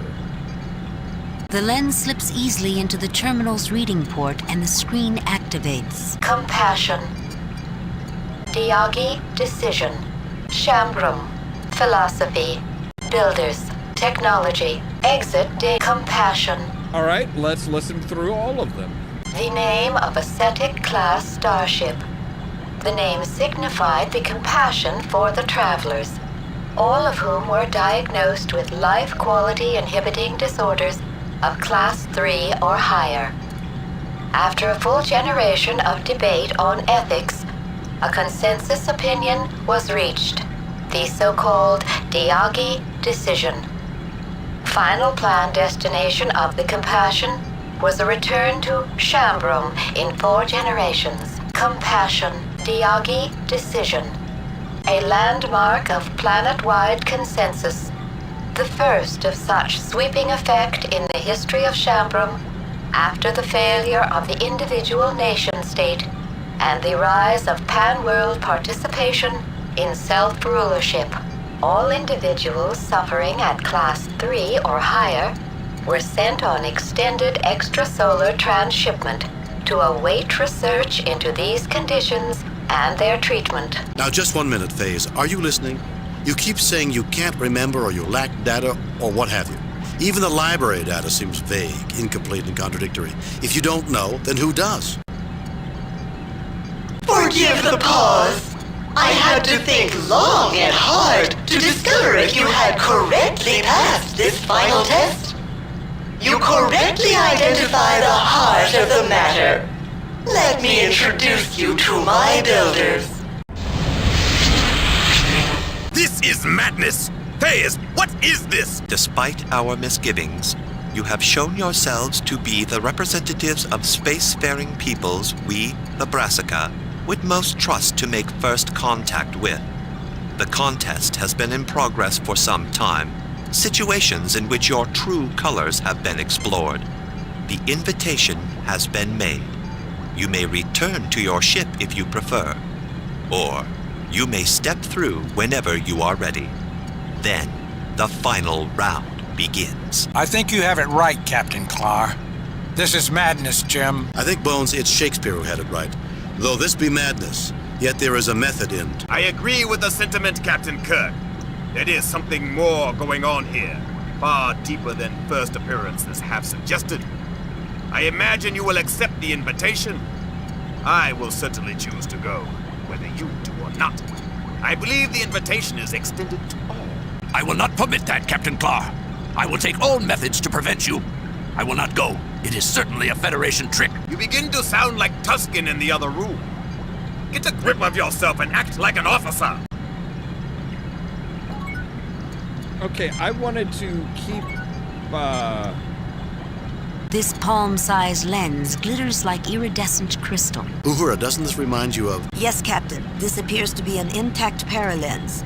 The glass shards I noticed in the oratory are probably the broken remnants of others like this.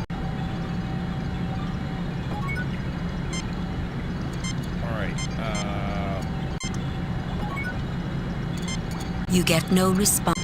I would suggest that you talk to the builders yourself. This doesn't seem appropriate. All right. right. Save new game.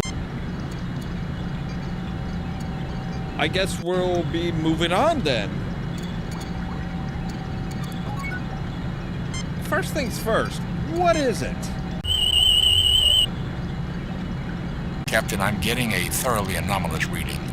This passage definitely defies the physical laws of space and time. Are you suggesting it might be some kind of space warping portal, Spock? The doors on this ship have given previous evidence of this kind of warping. Although the passages on this ship seem normal, they appear to curve space without resorting to hyperspace generation, like the Enterprise's engines. That represents achievements of technology beyond our own abilities. The going north on one brings you around to one that was actually to the west, but seemingly without any hallways. They certainly aren't as capable in the field of medicine. These people are suffering from genetic and chemical conditions that we've been able to treat for the last century. It's barbarous to pack them into this ill-conceived generation ship and hope by the time they make the return trip that those left behind will have figured out something more humane to do with them.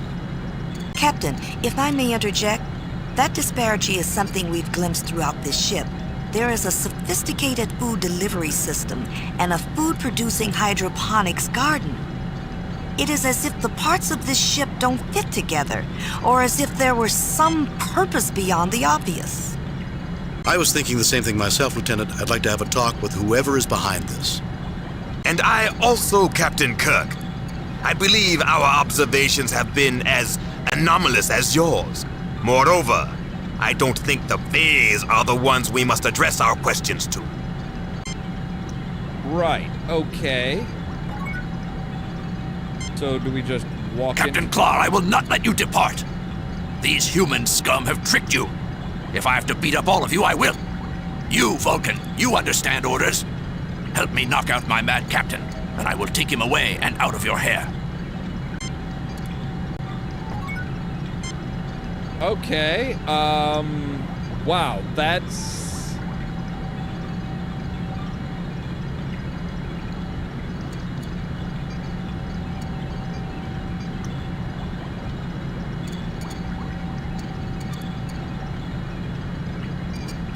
Startled, the Klingon's eyes glaze even as he glares furiously, struggling to remain conscious.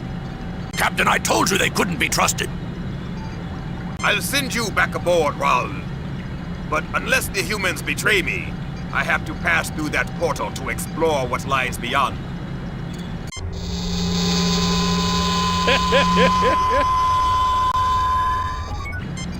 All right, maybe now we can move in.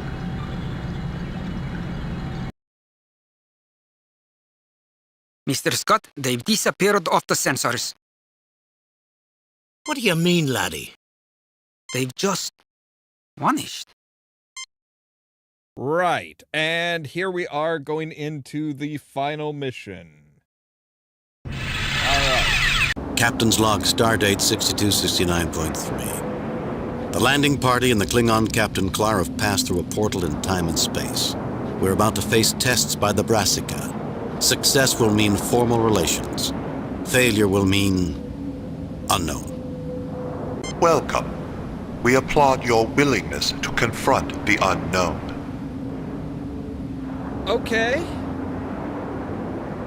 Please tell us what's going on. Where are we? Patience. I cannot answer all yet. Those elements of our society still ill at ease with your cultures have more questions. We've had enough. No more foolish tests. More tests. Let's just get on with it. I'd like to hear what the others think. We've had enough. No, I'd like to hear what the others think. I will withdraw until you address me again. All right, sounds fair. I am grateful you included me, Captain. Representing the Klingon Empire, I believe we must not be cowed. Passivity may be regarded as undesirable to them. I could see that. If I was meeting us, I'd be skittish too. We've gone this far, there's no sense in quitting now. Captain, even though isolated, the Brassica are quite advanced. It's certain their insights will be unusual and enlightening. The logical course is to establish a dialogue. The Brassica are calling the tune and expecting us to dance, Captain. It might be undignified, but all of us can make valid, responsible choices and stand by the consequences. I want to know more about them. A sophisticated projected image similar to those on Onius 2. All right, fine. We will... Captain Kirk, I am here. Are you ready? Our mandate is to seek out new life, new civilizations. If we must do so on your terms, we will. Explain yourself. We're not rats to run mazes. We deserve to know what you want. We welcome contact with the new race, but you try our patience. No more tests or we'll leave. Our mandate is to seek out new life, new civilizations. If we must do so on your terms, we will. Listen. We have modified our legends by what we understand of your species. You will be asked a question and may discuss it. Okay. Only one person may answer. Begin.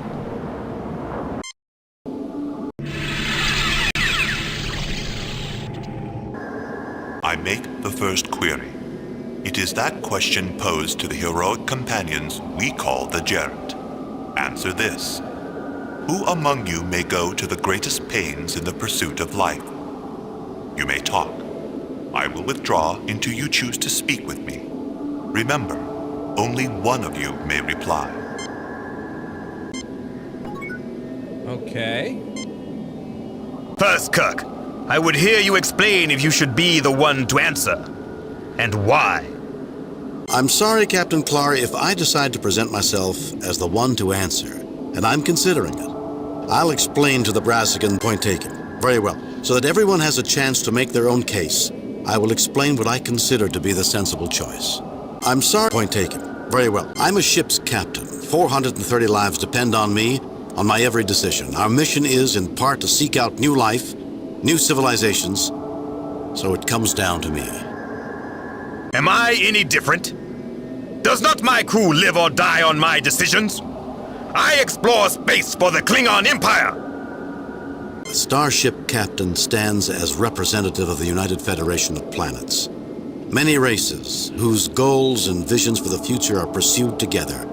Who shoulders the greater weight, Captain Clark? No one has ever accused you of modesty, Kirk. See it as you will. You, surrounded by your fellow humans and officers, or me, the sole representative of my empire.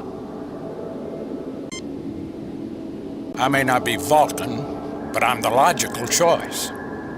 Who goes through more pains in pursuit of life than a doctor? The Brassican's question is not, properly speaking, a riddle. A riddle has a right and a wrong answer. This is more philosophical, with many possible answers. Then how can we possibly answer correctly, Spock? Or can we? One answer will seem more satisfactory than all others, Captain. At least we can eliminate you, Spock, from this horse race. I don't see any right answer for you to be the person who would go to the greatest pain in the pursuit of life. On the contrary, Doctor. Respect for all living things is fundamental to Vulcan philosophy. A rigorous adherence, unlike humans' variable justifications. You aren't suggesting, Spock, that you're the right choice. I believe I may be, Doctor. The Brassicans may agree. Gentlemen, I think you may be overlooking a fundamental difference between me and everyone else here. I am the only female, the only one capable of bringing forth new life.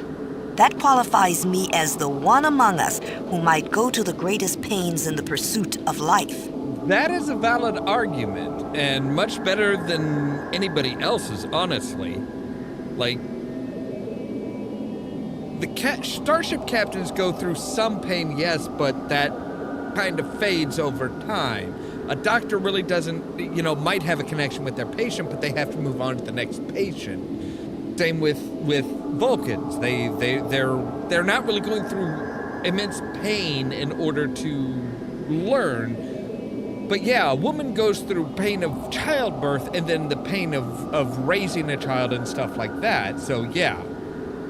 Jim, it's evident that each of us believes we're the right choice.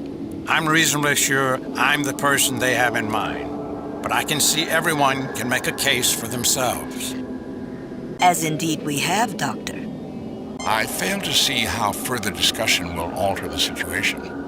Either you must come to some decision, weighing the strength of individual opinions, or I get some hints out of our green host. I don't think we need... I don't Save think we new need... game. Alright, we'll save it here and we'll go through and we'll say, okay, Uhura? Alone among the people here, I am female and capable of childbearing. The nurturing of a new life remains a uniquely female labor. Certainly I am the one among us who might go to the greatest pains in the pursuit of life. Your answer is accepted. However, this is not to say whether this answer is right or wrong. Where's he gone? The next question awaits, Captain Kirk. Oh, okay. You are nothing like the Gerent, who hold a special place in our memories. The second question: who among you wrestles most intensely with the chaos of life? Talk amongst yourselves. I will answer questions if I can. In the end, only one may reply. All right. It's obvious you have never spent time among Klingons, Kirk. The life of the Klingon warrior is the struggle between control and chaos. Controlled chaos is how you describe it, Clark? I'm surprised. Clearly, the Brassica know more of us than you, and I am certainly the one who these aliens intend to answer. My lineage extols the tradition of Kalas. Kalas or Kalis? My reasons for selecting myself are at least as good as yours, Clark. As with the previous question, this is a question of judgment, Captain. Meaning there's no right or wrong answer. I suspect the Brassica would disagree with you, Captain. There is likely a specific answer they expect. I can only speculate. And? Each of us can best make his or her own case. As science officer, I believe myself likely. It is the very heart of science to attempt to comprehend the fundamentally chaotic nature of the universe. Of the universe, but not of life. Chaotic? If the universe wasn't ordered, we couldn't make sense of it, Spock. As you are certainly aware, Doctor, chaos defines the very nature of patterns. However, this does not mean random. Well, that may be. On the other hand, I would be the last person to say a Vulcan wrestles with any concept. And don't you raise your eyebrow at me, Spock. All right, Bones? Spock's on the right track, Jim, but he's still wrong. I focus on the chaos of life. Who struggles more than a physician? Made some sense, McCoy. And I've heard you were a humble country doctor. Sounded more like a Vulcan. No need to be insulting. Gentlemen, we've had enough chaos to deal with. Interesting analysis, Bones. However, I think I might be the one the Brassica have in mind. No, I gotta go with Bones. The chaos of life, not the universe, but of life specifically. Yeah, a doctor is just like right there. I am a physician. I am the one who cares for life and health of hundreds aboard the Enterprise. The patterns of chaos are the patterns of life and death, and every day of my professional life is focused on balancing those patterns towards sustaining the quality of life. I am the one among us who struggles most intensely with the chaos of life. Because again, it Your does say answer life, is accepted, Dr. McCoy. not society, However, not the universe. this is not to say whether this answer is right or wrong in our sight. You expect me to stand by while my people keep disappearing? The next question awaits, Captain Kirk. Right. Oh, good gods. Okay. Congratulations, Captain. There are those among us. Wait, why are you female now? Who doubted you could make it this far. The third question is somewhat different, but our heroes, the gerund, found the answer. Solve this equation. Pig plus X equals cow. Talk among yourselves. I will answer questions if I can. Only one may reply. Pig plus X equals cow.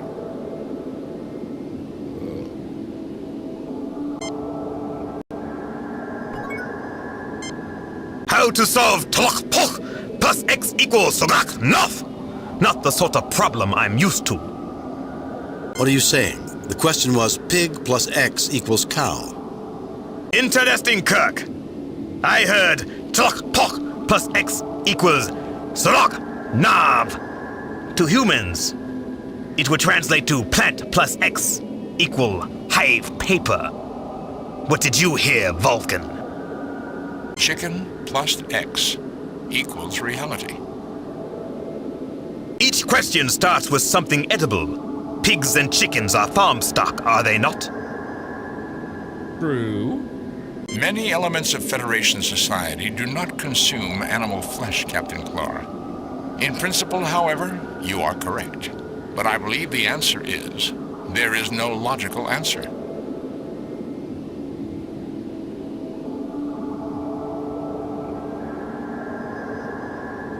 I don't think so, Spock. But I don't like yours either, Clar. Where's the relationship between a cow, hive paper, and reality?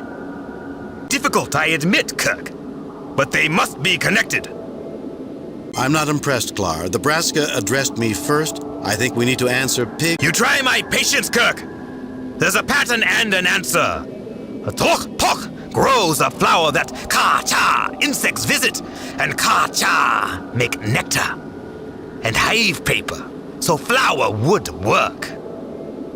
And what does that do for my question, or Spock's? Your officer was asked to solve chicken plus X equal reality. The philosophers of Ballade 7 maintain a celestial bird something like a chicken laid an egg from which the universe hatched. The idea of reality began as something egg-shaped, was an early theory of Klingon cosmologist. You're stretching, Clar. It all fits. The Tlok Pok flower is egg-shaped. Therefore, I believe egg is correct for all equations. Kirk, in a barter society, might not a cow be worth, say, a pig with a clutch of eggs thrown in? Clar, I come from a farm on Earth in a state called Iowa. Your solution makes some sense, but so would pig plus crate of apples equal cow. It's something else. If I may, based on the evidence, I remain convinced there is no answer. A time will come when we must answer. I'm willing to let either of you answer. The Brassica will allow only one to answer. Captain, you hear one question, I hear another. None are sensible. Logic dictates identifying the pattern. I believe the Brassica expect us to realize there is no pattern. Specifically, there is no answer. Getting more than one question confuses things. Assume my question is the one to answer. Captain, I like self-assured. You will notice, Clar, that I have the only arithmetically derived answer. All right, you know what? No. I think Spock's got it there, because it's like it is a nonsense question. It makes no logical sense whatsoever in any way. The question I heard was chicken plus X equals reality. This question is nonsensical, as is Captain Kirk's. Therefore, I deduce the answer is that there is no answer. Your answer is accepted. However, this is not to say whether this answer is right or wrong.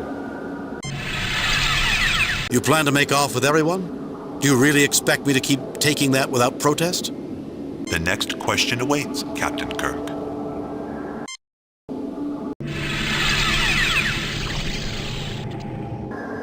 I am astonished that an alien like you has muddled your way this far. It is a great honor that we share the Riddle Master's questions to the gerent. The last question. Answer this. There are two present. Only one may go. Why should you be the one to leave this place alive? Discuss this. I will answer questions if I can and will. You might want to discuss this with me to explore your options. Right. Okay. Intriguing question, Kirk. Two captains representing empires at odds with each other. The Federation is no empire, Clar, and the Organian Treaty assures we are not at each other's throat. Be honest. There are many differences between us. I wish to hear your analysis before I offer my own thoughts. Intriguing question. The Federation is... Be honest. I'd hoped you thought of something new. I'm having second thoughts, and I want to go over my ideas with you again. I'd hoped you thought of something... I'm having second thoughts, and I want to go over... You go or I go, Kirk. Have you a better idea? Since I represent the peaceful and unified Federation, I'm the only one possible answer. We would share the Brassica knowledge, even with the Klingons, but I doubt the reverse would be true. This is best for everyone. No. I might surprise you, Clar. I believe the Brassica will come to us in time. The Klingons need the civilizing influence they offer, and you're the best representative. I'll bow out, and you proceed. I don't like the choices. I want another alternative, but I'm not sure there is one. I feel the same, Kirk. I have a thought about how we might deal with the question. Go ahead, Clar, I'm listening. Forget it, Clar. Go ahead, Clar, I'm listening. They're asking us to choose one to proceed and one to remain. That's the implication of death for the one who remains. I concur. They want an answer that either I live and you die, or you live and I die. I say we answer, we both live, or both die. Good concept. What if they refuse? We choose it, whether they offer or not. And if it's not the answer I give? We shall see, won't we? I mean, he does have a good point. Save new game. Save, replace previous.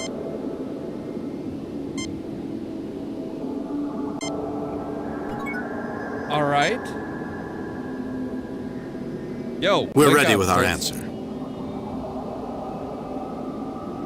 We have questions to ask.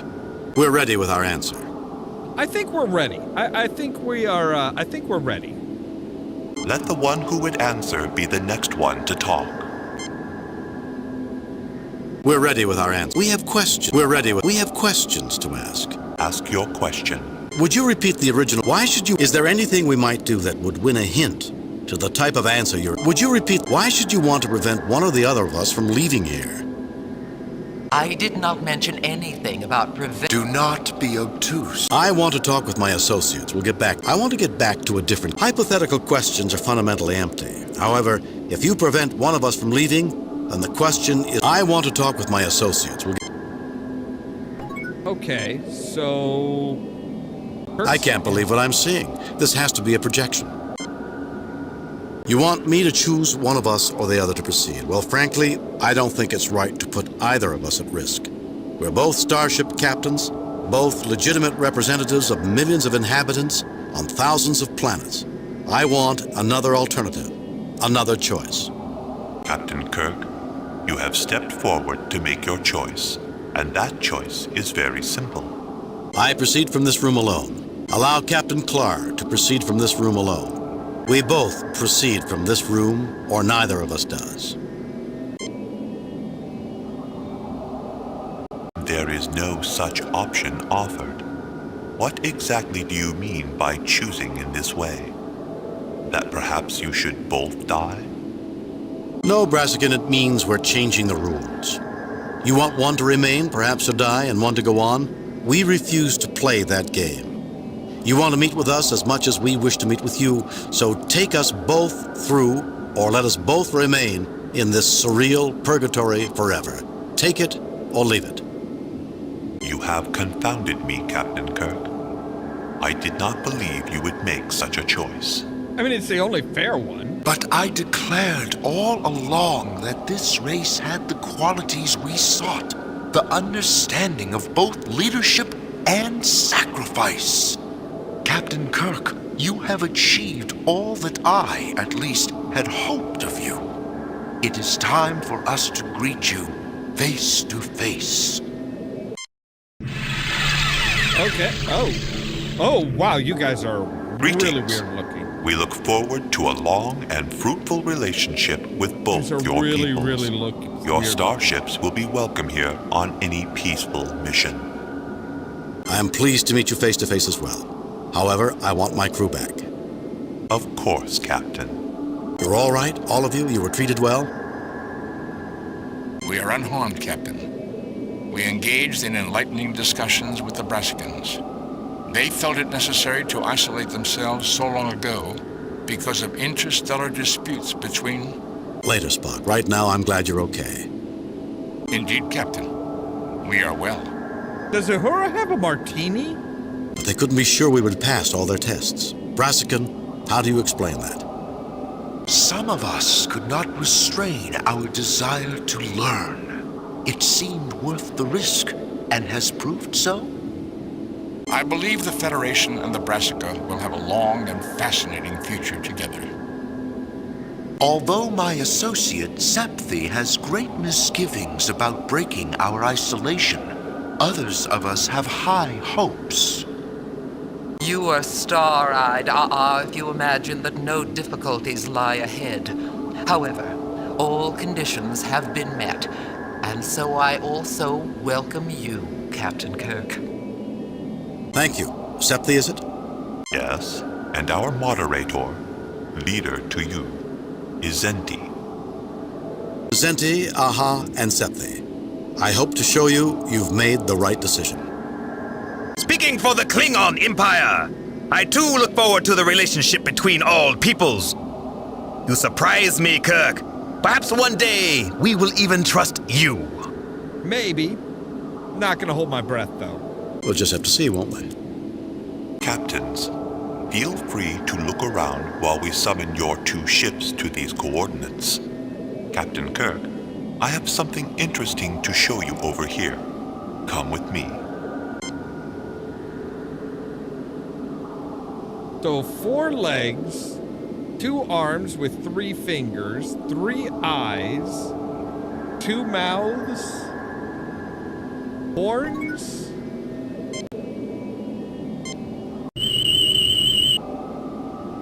Jim, I've never had readings like this. How should I know if they're healthy or not?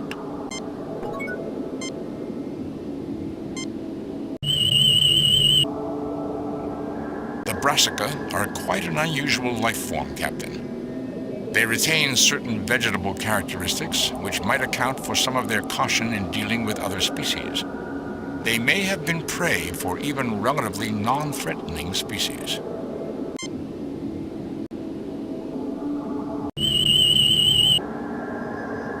The floor is composed of limestone, Captain. It seems to have been raised and shaped by bioorganic processes.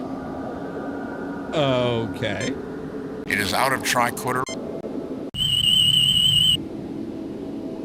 The air is nitrogen carbon dioxide with a breathable level of oxygen. Good. All right, so this guy wants us to follow him. Captain Kirk, I have misgivings about the Klingon race. For our mutual protection, here is a paralens disk of data which I want you to have. With this knowledge, you can come to our defense. Will you take it and safeguard our future? Why are you... Yes, I'll take the disc. Not without knowing more about it. No, take it up with the Federation ambassador when he gets... Yes, not without knowing more about it. We can give you the know-how to build a reader console for the paralens. What else would you want to know? I want to know what's on the disc. The Compassion, the generation ship you explored before coming here, was a probe ship that scanned Klingon space. This paralens contains the data. If they cause us harm, You could retaliate deep into their territory.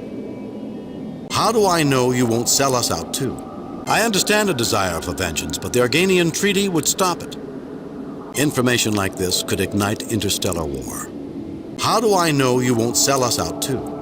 You don't. But if we have, wouldn't you want this in self-defense? Now, are you going to take it?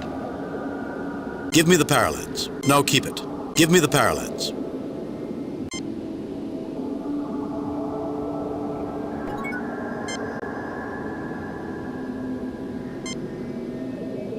You know what? Come here, Clar. I've got something for you. Why don't What's you... this, Kirk? It looks like a paralens. Zente! What do you know about this? Captain Kirk, is it your intention to turn over that data to Captain Clar? Yes, in the name of the trust and cooperation, Captain Clar, the data disk belongs in your hands. Not only to show it, Captain Clar, do you have anything to share as a result of seeing? Yes, in the name of the trust and cooperation, Captain Clar, the data disk belongs in your hands. It does. What is it exactly? You might want to reconsider, Captain Kirk. What if I substituted a scan of Federation space and told you it was a scan of Klingon space? These aliens gave you a scan of our sovereign territory, Kirk? I demand you give that to me! If it is a scan of Federation territory, Captain Kirk, you will be branded a traitor if you hand it over. A difficult quandary, is it not? No, we've been getting along just fine with this Klingon. And the last Brassican test. Is it not, Zente? Even if you had a reader console to examine that paralens, which of you would read it? So we will not provide it. If you believe that makes this the last of our tests, so be it. This disk contains data which could bring about war. It must be destroyed. Clar, you have shown a level of honor I never expected. Take the paralens. If it's a scan of Federation space, I trust you to see it destroyed. Clar, if this is a scan of Klingon space, you have my word. It will be this. Clar, you have shown a level of honor I never expected. Take the paralens. Yeah. If it's a scan of Federation space, I trust you to see it destroyed. Trust brings trust, Kirk. I was given this. They told me it was a scan of Federation space, and I had not decided what to do with it. Now I know. Aren't you hasty, Klingon? What if that data was really the best examples of our technologies? Why would we offer the knowledge twice? If it's scans of the sovereign space, then no one should have them. If it's research data, that certainly isn't your only record of it. We will show you we can be trusted. You have won our respect, Captain. Both of you. Those disks were blank and no scans existed. This was truly the final test. I am greatly reassured about our intersecting futures.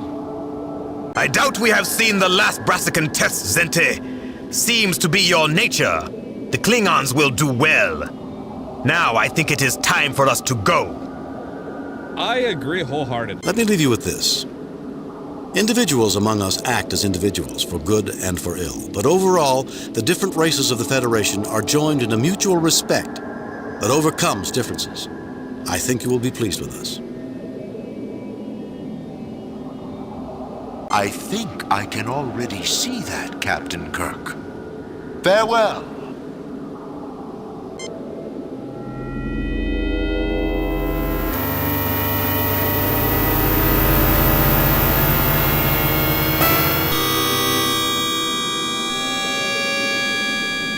Captain's log, stardate 6270.5. We have succeeded in making formal contact with the Brassica. We look forward to a long and productive relationship with them. So, Lieutenant, you turned down the Brassica's offer to become the Federation official ambassador. Not in my job description, Captain, and they were probably just testing me. A formidable accomplishment, Captain. Establishing diplomatic relations with a new and advanced alien race. Improving our relations with the Klingons. Impressive. Thank you, Mr. Spock. Everyone's so cheerful today. Even Spock's in a good mood. This makes me nervous.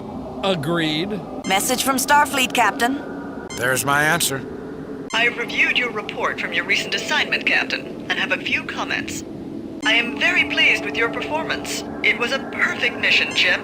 Your reputation as Starfleet's best starship captain is secure. Kane out. Another message from Starfleet. On screen.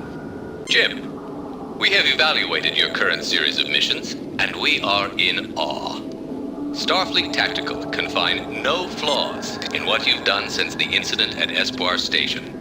Outstanding. If they don't make you an admiral, I'm going to retire. And I intend to stay in Starfleet a long time. Thank you, Admiral, but I can't take all the credit. I believe I have the finest crew in the history of Starfleet. Well, so far. Starfleet recognizes the ability of everyone aboard the Enterprise, starting with its captain. I look forward to your future missions. Starfleet out. Exceptional praise, Captain. We've done good, Spock. Foiled Burdell, brought down Trelane, united the Alphans and the Omegans, saved Adibus, established relations with the Brassicans. I would not argue that the captain deserves to be recognized for his abilities. On the contrary, he is a model for all Starfleet. Sounds like flattery, Mr. Spock. Flattery is an emotion. And so is false modesty. Bones, is that an accusation? Damn it, Jim, you're the best captain in Starfleet. Now take a bow. You've earned it.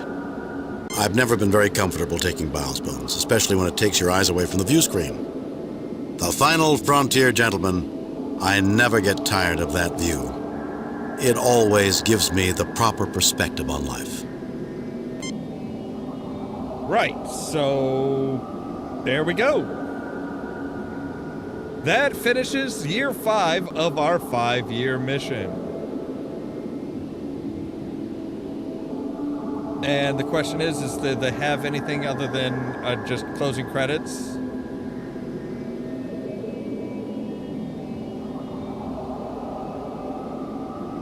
I'm guessing they probably have the theme music, which is I'd rather not get that all, yeah. So yeah, there we go. That is 25th anniversary and Judgment Rites. Now there is another one that came out later, Star Trek: The Next Generation, The Final Unity. Very much like this. I don't think it was the same. I don't think it was Interplay, but I don't remember who it was that did that. But yeah. Oh wow, there's a lot of really bad. Oh Jesus.